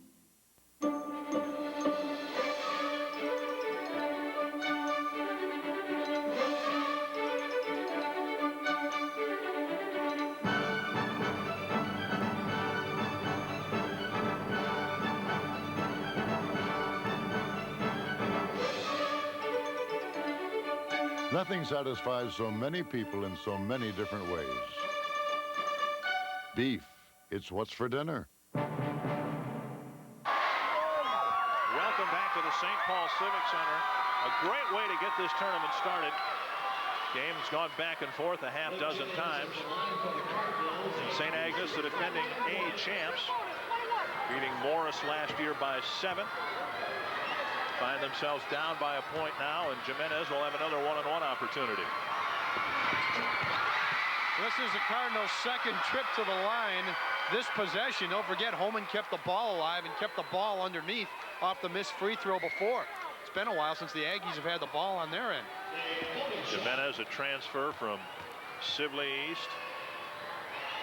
And again, the second one comes out. And if the Cardinals lose this game, they've lost it from the free throw line. Lost it on the way up. Taylor couldn't get much behind the shot. Bright Price, clearing pass, kept alive. It goes out of bounds, and the Aggies will keep it. Great hustle by Winfred Booker. Bright Price's outlet pass was deflected, and Booker got to the loose ball first. Stopped what could have been 2, maybe on the other end. Dick Gazzoni told me this morning that he felt if he had a close game in the fourth quarter, his team would have the edge. We'll see what happens. Ooh, Lloyd almost turned it over. Misses. Follow-up is good. Tied again. Booker with 6 points. What a game. Oh, this is great. Jimenez puts the Cardinals in front. A sluggish first half, a much better second half. 11 points. You got to be confident to take the ball yourself and put up that shot.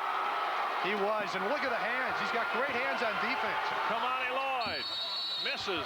A foul underneath. And I believe it's on the Cardinals. And I think it's Jacob Frank, I think. Frank picking up the foul. Lindgren will go to the line. So Lindgren will go to the line. He'll have a one-on-one opportunity. He's 0 for 1 from the line. This one rolls in. He doesn't play like a freshman. Sank that one with a lot of confidence in. Lindgren, a senior. Frank, the freshman. I'm sorry. He does get them both. So 2 big free throws here down the stretch by Brent Lindgren to tie it up.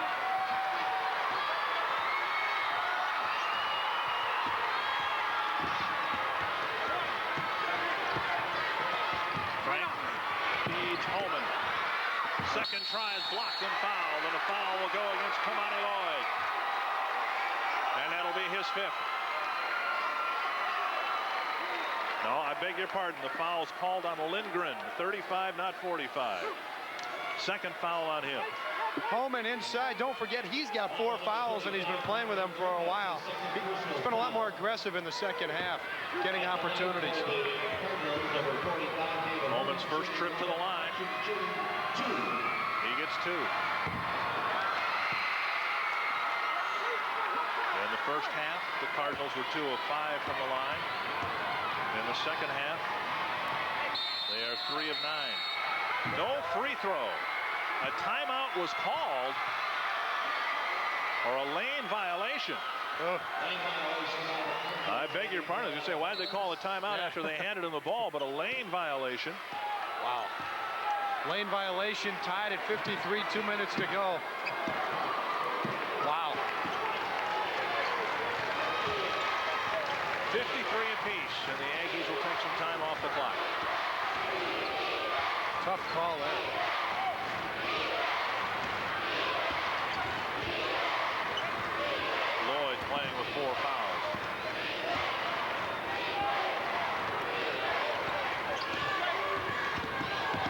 Penetrates, lost it. It found a teammate. Lindgren misses. Taylor with the follow-up, no good. Another follow is good by Booker. The offensive rebounding's been a big story in this game. Aggies relentless on the boards, tipping, doing anything to keep it alive. Sometimes it pays to be lucky. Taylor lost the ball going into the lane, and it fell into the lap of Lindgren. Bright Price turns. A foul, I think, before the shot, so it'll be a one-on-one opportunity for Bright Price. Yes, the basket would not have counted. And the foul's called on Cobb, and now he'll have to play with 4. That's a smart play by Bright Price, though, just in case you get the continuation. He puts that shot up right away. Could have been a basket and the foul, but as you say, it's a 1-and-1, and these are big. Bright Price 3 of 7 from the line. And the Aggies have the lead in the ball. 1 minute to play.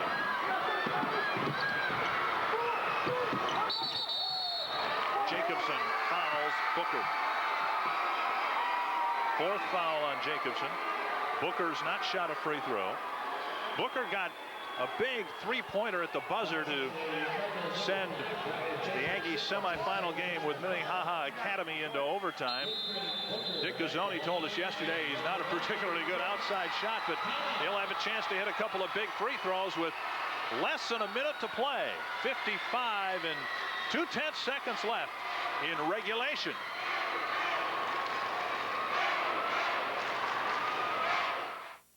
You know, that son of mine is really something. Well, he's doing field research on high-altitude geological rock formations.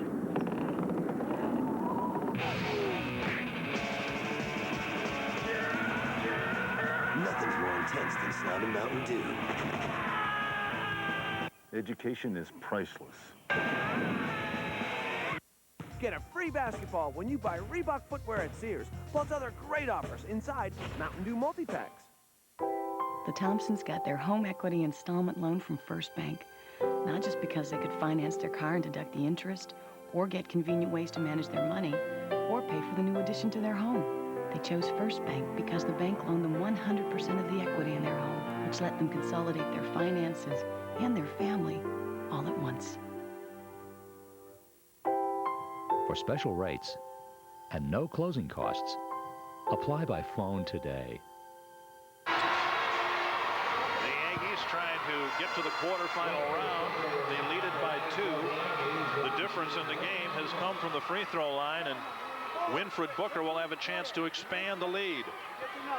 Redwood Valley 6 of 17 from the line.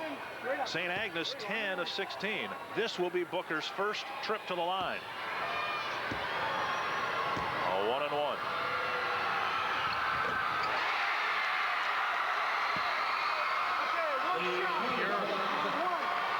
Perfect form, follow through, concentration.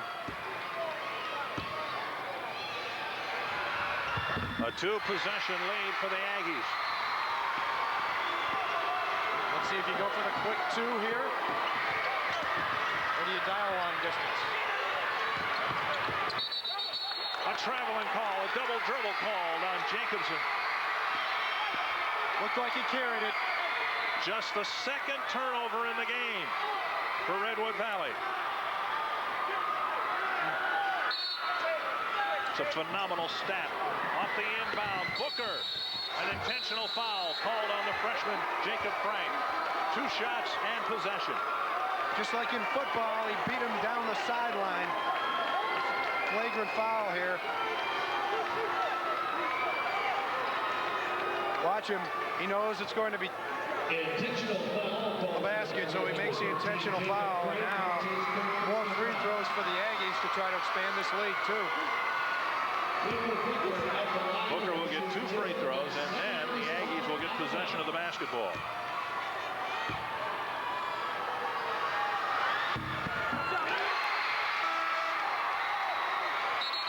And a lot of players say, Dick, when you're all alone, it's harder to actually shoot the free throws, no matter what the situation. Got the bounce there. 13 of 19 from the line for the Aggies.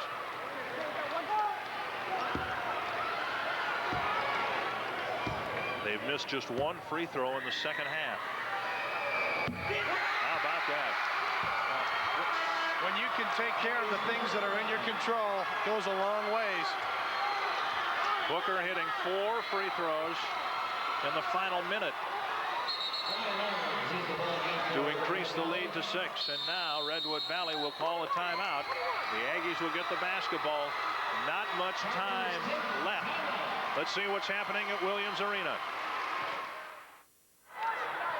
What we have here is an outstanding ball game is taking place at Civic Center, tied up halfway through the third quarter. ROCORI in red against Lakeville. ROCORI had one of its only leads of the game a moment ago at 40-37, but a three-pointer by Albert Shepard tied the game for Lakeville. Now we have a foul call down low, and it will be on Shepard.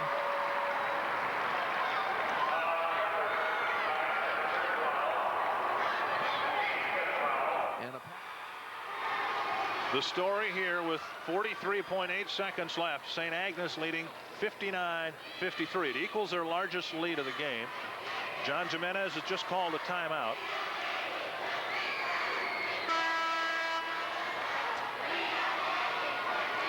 The Aggies, a much shorter team than the team that won the championship last year. They have taken the lead here with some good defense, quickness on defense, and better free throw shooting, particularly in the second half. Inbounded. Booker now has a chance for a three-point play. That's a costly foul. Just as Redwood Valley was executing that inbounds play throughout this game, looks like the Aggies took a page from their book. And Booker was all alone to shoot that ball. He banks it home. X+1, as they put it in the book. First 3 quarters, Kamani Lloyd was the player of the game for the Aggies, but this has been Winfred Booker's fourth quarter, specifically the last 40 seconds. He scored 9 of their last 11 points. 13 in the second half.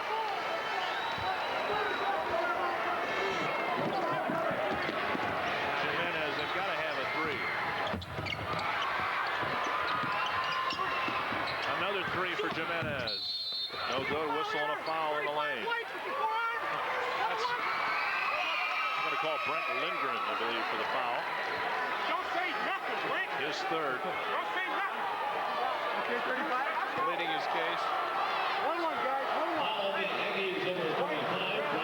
He'll lose his plea bargaining, but it probably won't matter. 32 seconds left. And Holman goes to the line.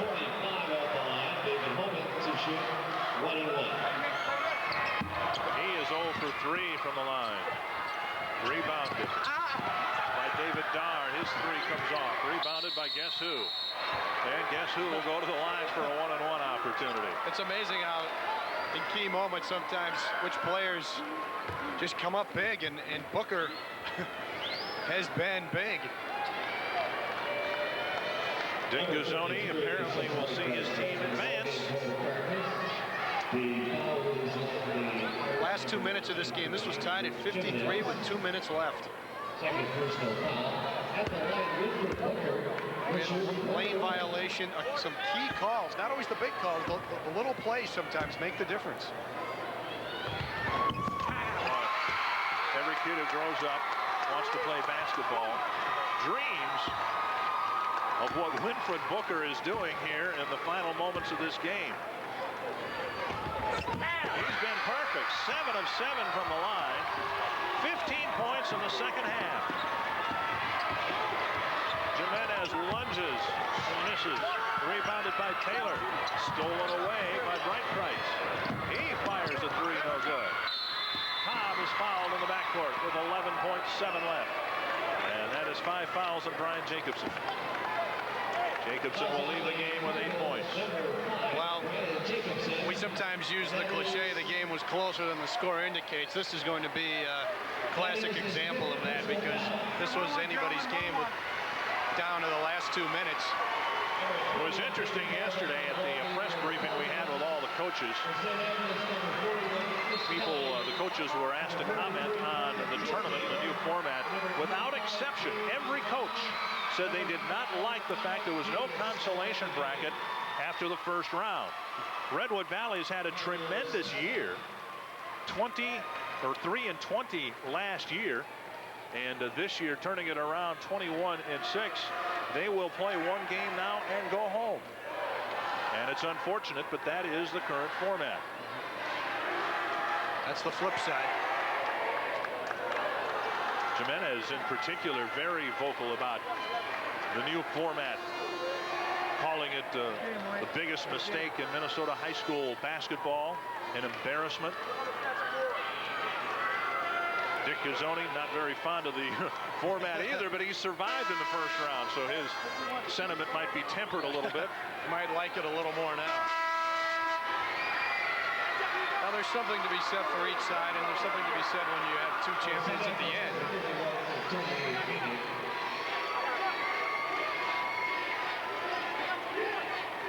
At the line is Larry Cobb, played at St. Paul Johnson last year.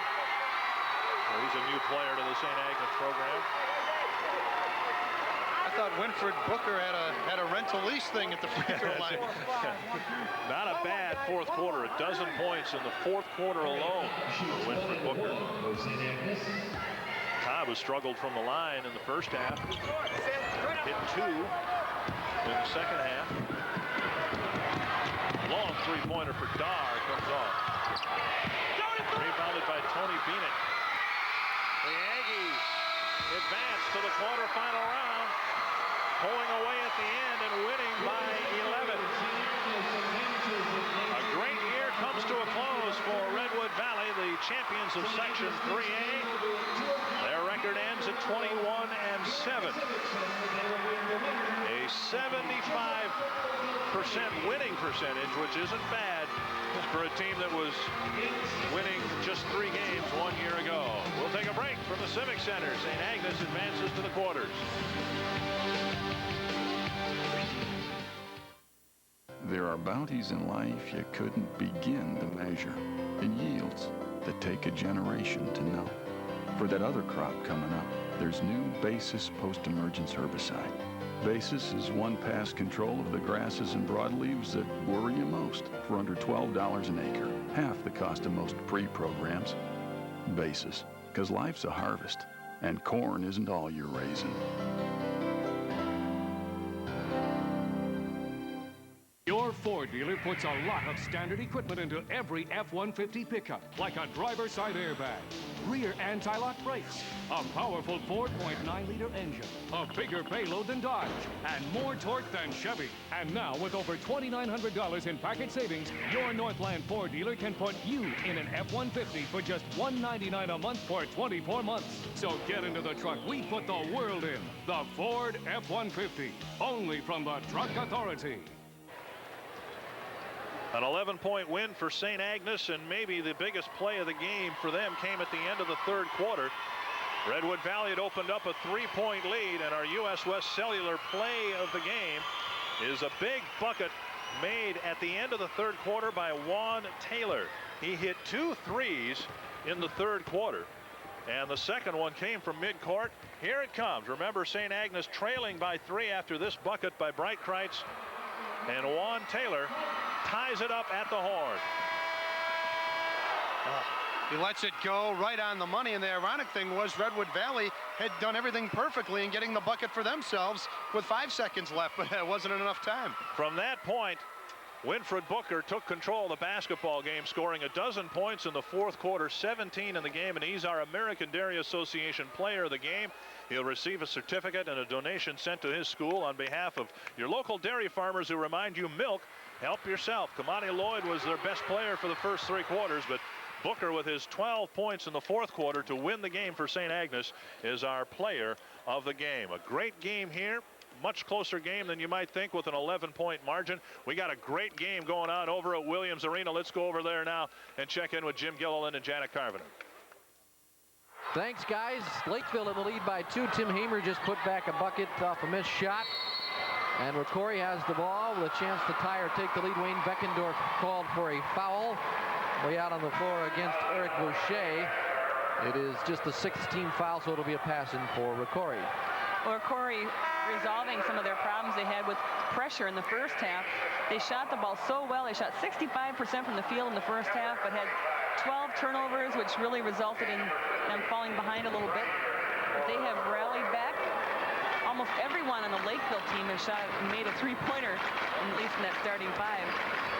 We have 7 minutes to go in the fourth quarter. Kim Darby being watched by Albert Shepard, clears it over to Hemish. Hemish and Handel. Handel had 14 points at the half. Hemish has picked up the scoring slack. They each have 16 to lead ROCORI in scoring. And the Hamer brothers and Beckendorf doing well offensively for Lakeville. And there's Beckendorf hitting a three-pointer to put his team up by 5. Hemish comes back. Todd Hamer slaps it away from Handel, but then throws it away as he looked down court for Beckendorf. 6:28 to go in the fourth quarter. It's Lakeville by 5 at the 1995 Minnesota State High School Boys Basketball Tournament.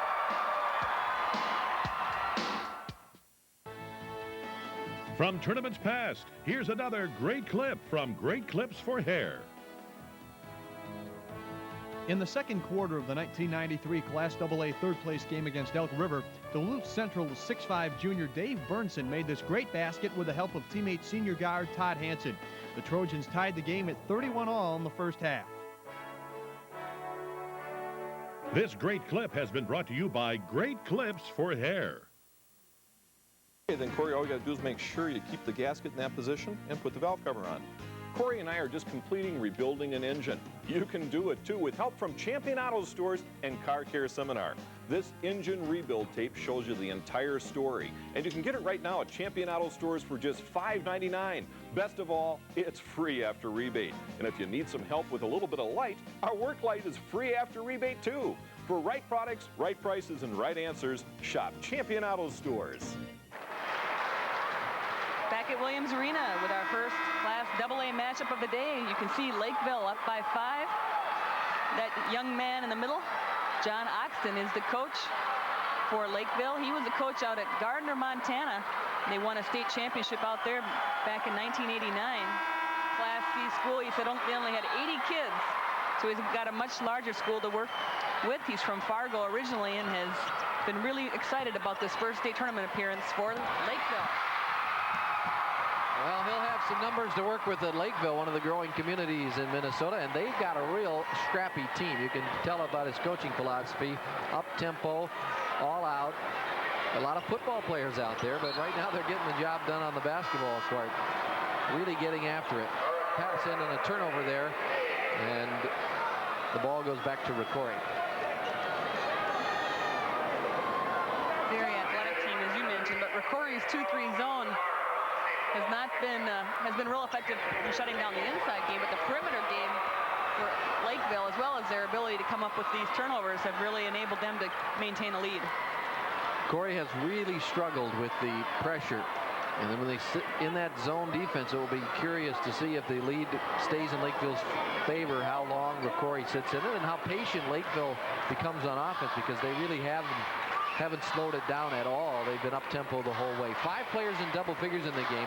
Hemish and Handel each have 16 for ROCORI. Beckendorf has 13 to lead Lakeville, but the Hamer brothers have 12 and 11, Tim and Todd. Push inside against Schreiner.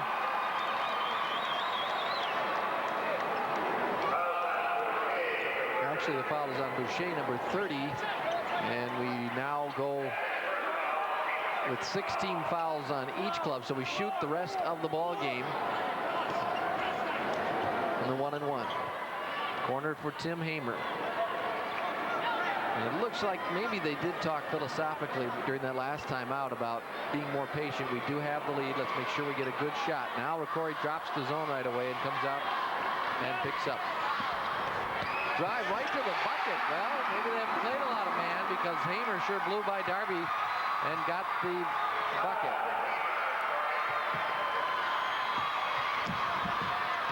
Darby finds Schreiner alone. He scores it. crucial basket there to keep it within 5 for ROCORI.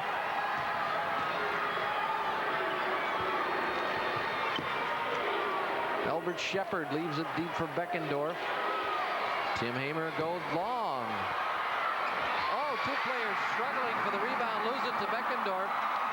And the lead is back to 7. Darby clears it ahead for Boucher, who's fouled from behind.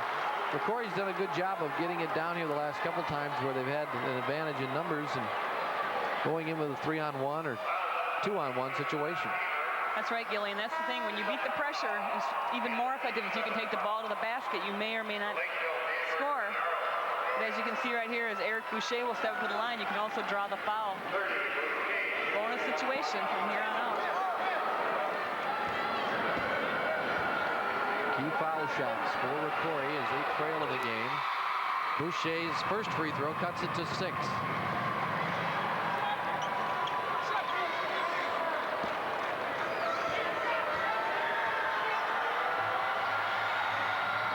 Second free throw is also good, and we'll use this opportunity to take a timeout. Lakeville 54, ROCORI 49, 4:31 to play in the first class AA quarterfinal at the 1995 Minnesota State High School boys basketball tournament.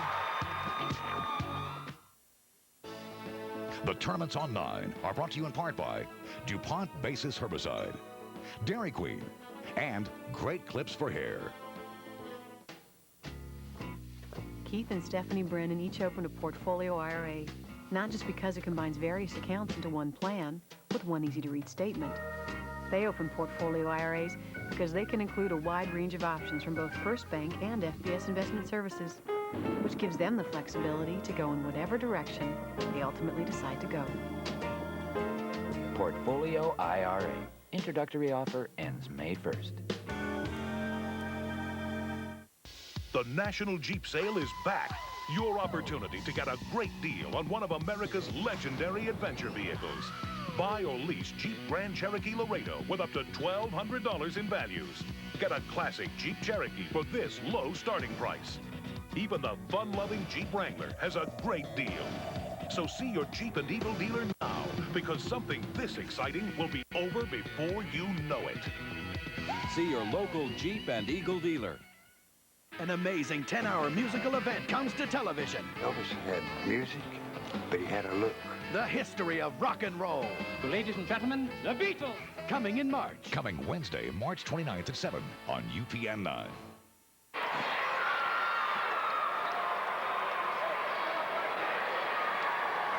Had pass in for Lakeville as you see some action on the rebound basket. Beckendorf, Jason Beckendorf, following up the bobbled rebound by ROCORI. Well, he was definitely in the right place there, going in for the offensive rebound. Beckendorf, really a nice all-around game for Lakeville today. That young man throwing the basketball in also. Phil Gardner has had a great game on the inside. Oops. Turnover, goes back to ROCORI. Did I jinx him? I don't know. He has played well coming off the bench for Lakeville. He's matched up one-on-one with Hondo right now, number 52, their leading scorer. Schreiner makes a move, loses it, goes right to Hemish, and he gets the good roll. Cuts the lead to 3. 4:15 to play.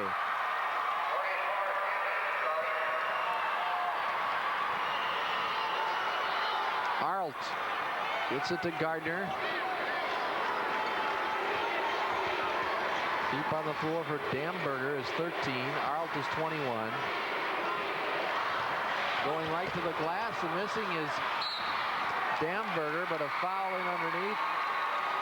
Going to be on Darby or Boucher. Boucher picks up the foul. 2 shots for Gardner.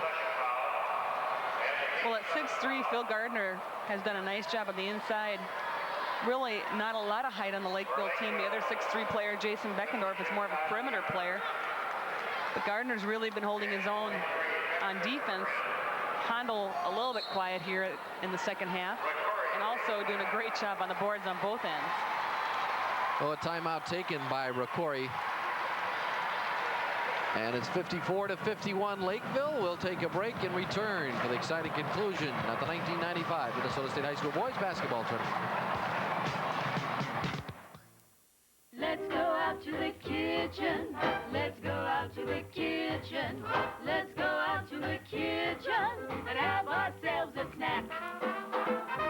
cold milk. Help yourself. Cold drinks are like basketball players. They can be tall, they can be smooth, but it takes a great one to dunk. Ice cold milk. Help yourself. Brought to you by your local dairy farmers. It's the grand opening of Wallpaper World. Wallpaper World, the first wallpaper superstore in the Midwest. Wallpaper World. We have what you want. Over 5,000 patterns and borders on hand. 5,000 choices. Take it home and hang it today. We'll show you how. Wallpaper World. Dial Wallpaper and find out. Dial Wallpaper, 925-5727. Wallpaper World. We have what you want. At great savings. Just off I-94 and White Bear Avenue in St. Paul. Superstore, super stuff. It's the grand opening of Wallpaper World. We have what you want. Returning to Williams Arena, that is your situation. 3:50 to play in the fourth quarter. The Panthers lead ROCORI Spartans, and Phil Gardner is at the free throw line for 2 shots and could extend that margin. Misses the first one. Here, Class AA, Class A at the Civic Center will be going back for game 2 over there shortly. First game went to St. Agnes, 64-53 over Redwood Valley. Staples, Motley, and Caledonia warming up now. And the second foul shot also missed. ROCORI has a chance to cut the lead further. Kim Darby goes into the front court, zips it through to Schreiner. And a nice touch for the left-hander, cuts the lead to 1. Well, a big defensive stop on the other end and a break for ROCORI to have those free throws missed as well as the follow-up. And here's a turnover. Carries the ball. Thought his teammate was breaking out, then had to pull back his one-handed pass and carried it. ROCORI could take the lead. Lakeville's controlled this game most of the way. Never had a big lead, but a couple of times threatening to get it almost up to double figures. It's been floating around 3 to 5 to 7 and back. And ROCORI's made a couple of pushes back at them, and here's another one coming. Boucher deep on the right side. His pass in the lane deflected, but stays with ROCORI. Boucher takes the jumper. No good. Handel tips it. And on the floor, the foul is going to be against Lakeville, I think. No, we're going the other way. They're going to call Handel with an over the back. Handel has not been very active here lately. He's been staying pretty much down the block. He didn't make a move on this offensive rebound until after it was already coming off, and by that point he had committed the foul. Well, they called the foul on the original jump over the top by Handel, and Jason Kirsch now goes to the foul line.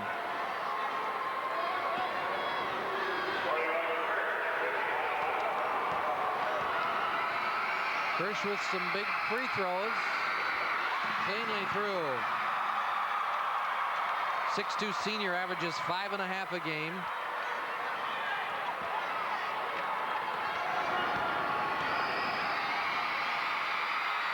Second free throw off hard, and Darby corrals it.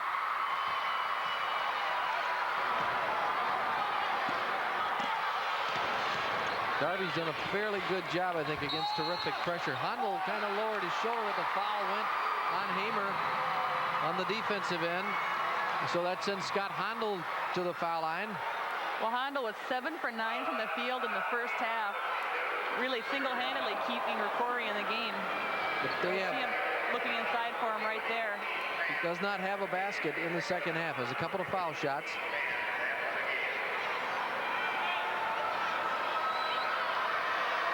A good look at the 6'5" senior. He's going to play somewhere next year. We've seen enough of him to know that he's a college talent. He leaves it short, though. Beckendorf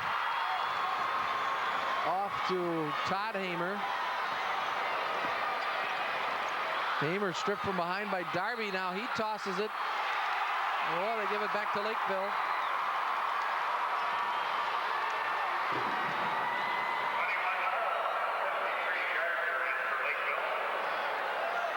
Couple of substitutions. Arlton Gardner back in for the Panthers. Beckendorf drops it down on the block. Tim Hamer works his way around Handel and picks up the foul. That'll be 4 on Handel if it's on him. And it is.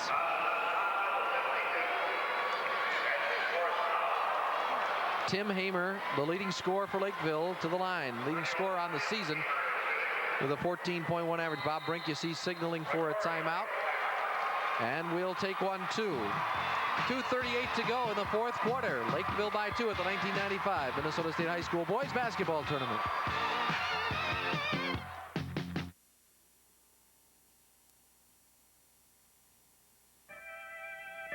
Tim Burke's parents are FBS Investment Services customers, not just because they were able to set up Tim's college investment fund right inside their local First Bank. Tim's parents are loyal customers because their investment representative took the time to learn more about each member of the family and tactfully suggested increasing their investment in young Tim's college mutual fund.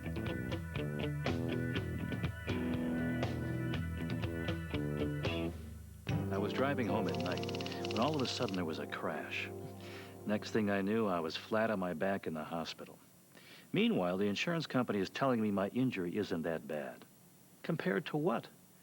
Alone, I was no match for the insurance company. I knew I needed a good personal injury lawyer, so I called Schwabel, Getz, and Sieben. Schwabel, Getz, and Sieben has been winning record settlements for accident victims since 1974. Call 777-7777.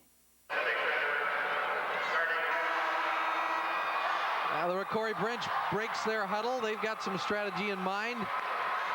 Tim Hamer will be at the line to shoot 2 foul shots. There's John Oxton on the bench for Lakeville.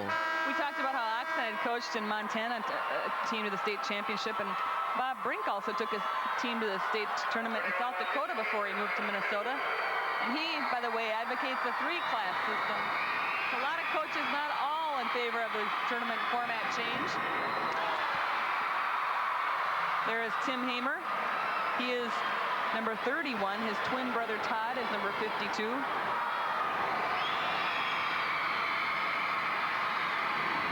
Hamer missed them both. Hondo goes up high. A lot of missed free throws here by Lakeville has kept the door wide open for ROCORI. See what they decide to come up with. They try to go right to Hondo, and Gardner deflected it. Beckendorf got it. And Lakeville blitzes into the front court. Gardner is in. He missed it, but he drew a foul on Schreiner.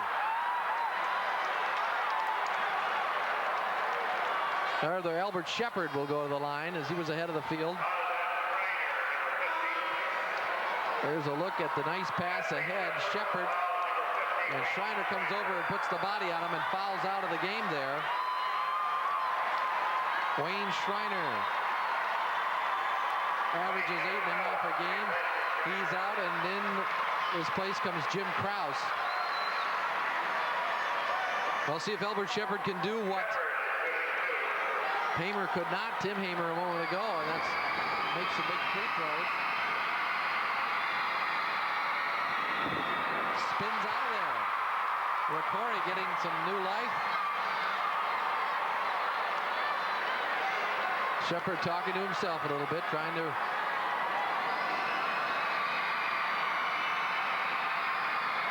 settle himself down. He makes it. 3-point margin now for Lakeville. Boucher in trouble now. No one to pass to, gets it to Darby. You've got to get it over the line here. To 10. Just made it, but lost it now. Darby gets back and deflects it, but it goes to Beckendorf. And a loose ball. ROCORI has it. Lots of action around the board. Oxton wanted a foul, but none was called. Boucher for Hemish. 1:45 to play as Darby looks to the corner, and boy, the hands get on everything for Lakeville. Very active defensively. Well, their quickness and pressure defense has been tough the entire game. ROCORI trailing by 3. Should look for a good shot here. 1:40 to play. They don't need a 3-pointer. They should just try to get it inside to Hondo or somebody. Hamish has done a great job in the perimeter, especially in the second half. Big basket. Been their most productive player in the second half. He makes it, and it's a 1-point game now with 1:27 to play.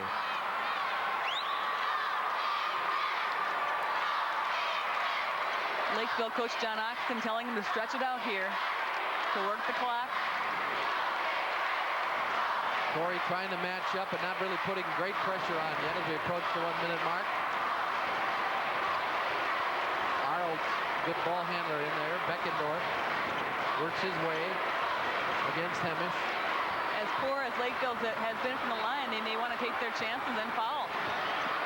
Lakeville doing a good job taking care of the ball. Now Beckendorf signals for a timeout as he struggles to find someone to pass to. We'll take a break, come back for the final 50.4 seconds. Lakeville by 1 at the 95 Boys State Basketball Tournament. My dad once said, 90% of sports is from the neck up. Experience tells me he was right.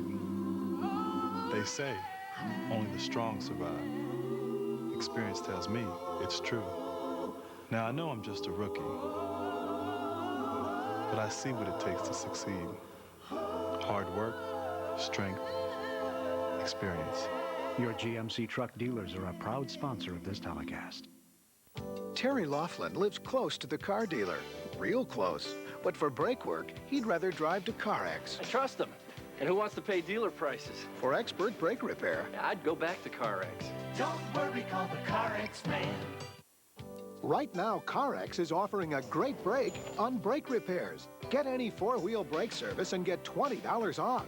Our expert service, $20 savings. Now that's something to sing about. Don't worry, call the CarX man.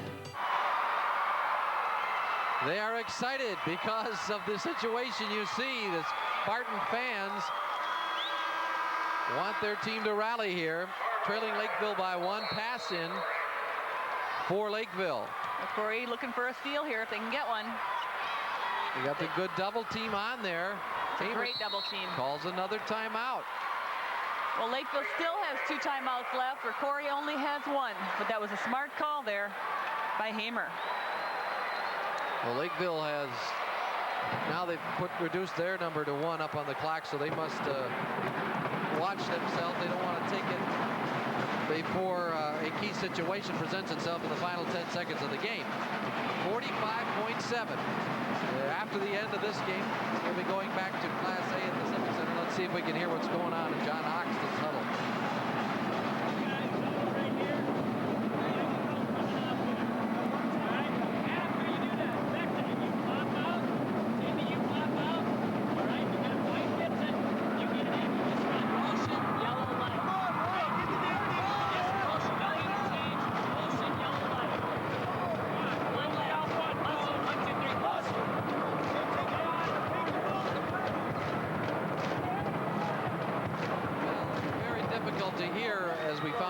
During the girls tournament here at Williams Arena, the echoes from the bands, drums, and so forth are profound. Difficult for the coaches to be able to communicate with their teams too. You know, John Oxton probably never thought they'd be in this position. They started out their season 7 and 10, but then since then they've been on a roll, trying to hang on here. 45.7 seconds. Oh. Was left open. Shepard spotted him, and it's a 3-point lead again. Beautiful pass in. We'll try to clear Darby or perhaps Hemish for one of the 3-point attempt. Darby lets it go from way out. Hits it. High game.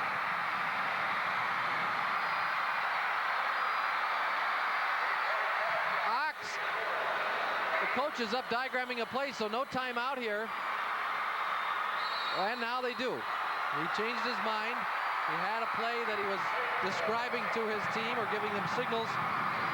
And then he changed and went with the timeout. So John Oxton will talk it over. Let's look again at Kim Darby's tying jumper. Well, he was out in the pro 3-point range. Kip Sparby averages about 12 points a game, known for his passing, but he has hit a couple threes today. I apologize to ROCORI fans. I've been calling him Darby for much of the day. It is Sparby. Let's take a look into the ROCORI huddle.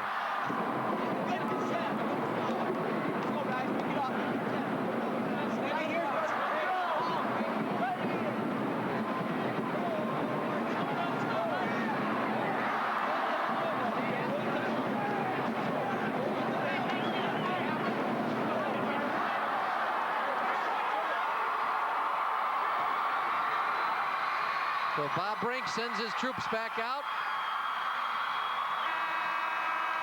And that was his assistant coach, Doug Brink.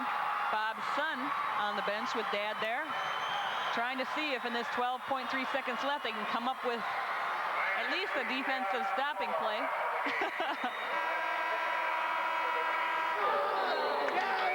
Here we go for the final 12 plus. Spartan fans open for a stop here. Gardner down on the block, hits it right to the goal, scores it. Sparby passes in.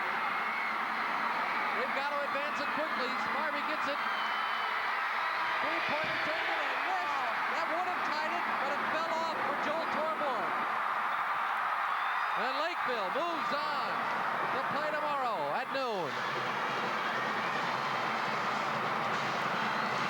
What a game. And what a huge shot by Phil Gardner, who has played spectacular second half. Lakeville executing when they needed to, getting the high percentage shot down the stretch. Phil Gardner just exploded to the basket. We'll take a look at it again. They got it down there easily to him. Handel with 4 fouls held his ground, but allowed him to move right into the lane and lay it over the rim. 6'3" junior Phil Gardner. Lakeville celebrates. We'll come back with more from the 1995 Minnesota State High School boys basketball tournament.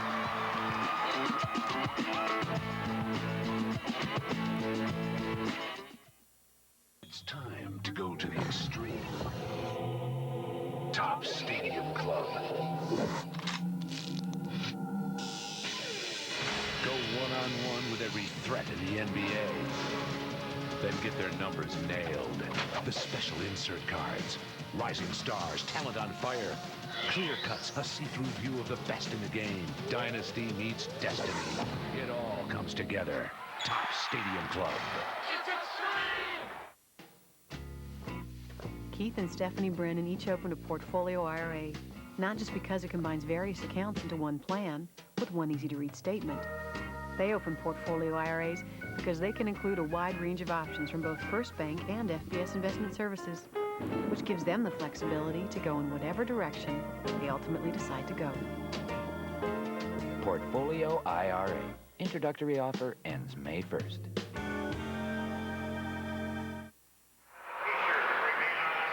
Back at Williams Arena, Lakeville has advanced with an exciting victory over ROCORI Spartans. Class A action is going on at Civic Center. Game 2 ready there, and that's where Dick Bramer and Jeff Grayson are standing by.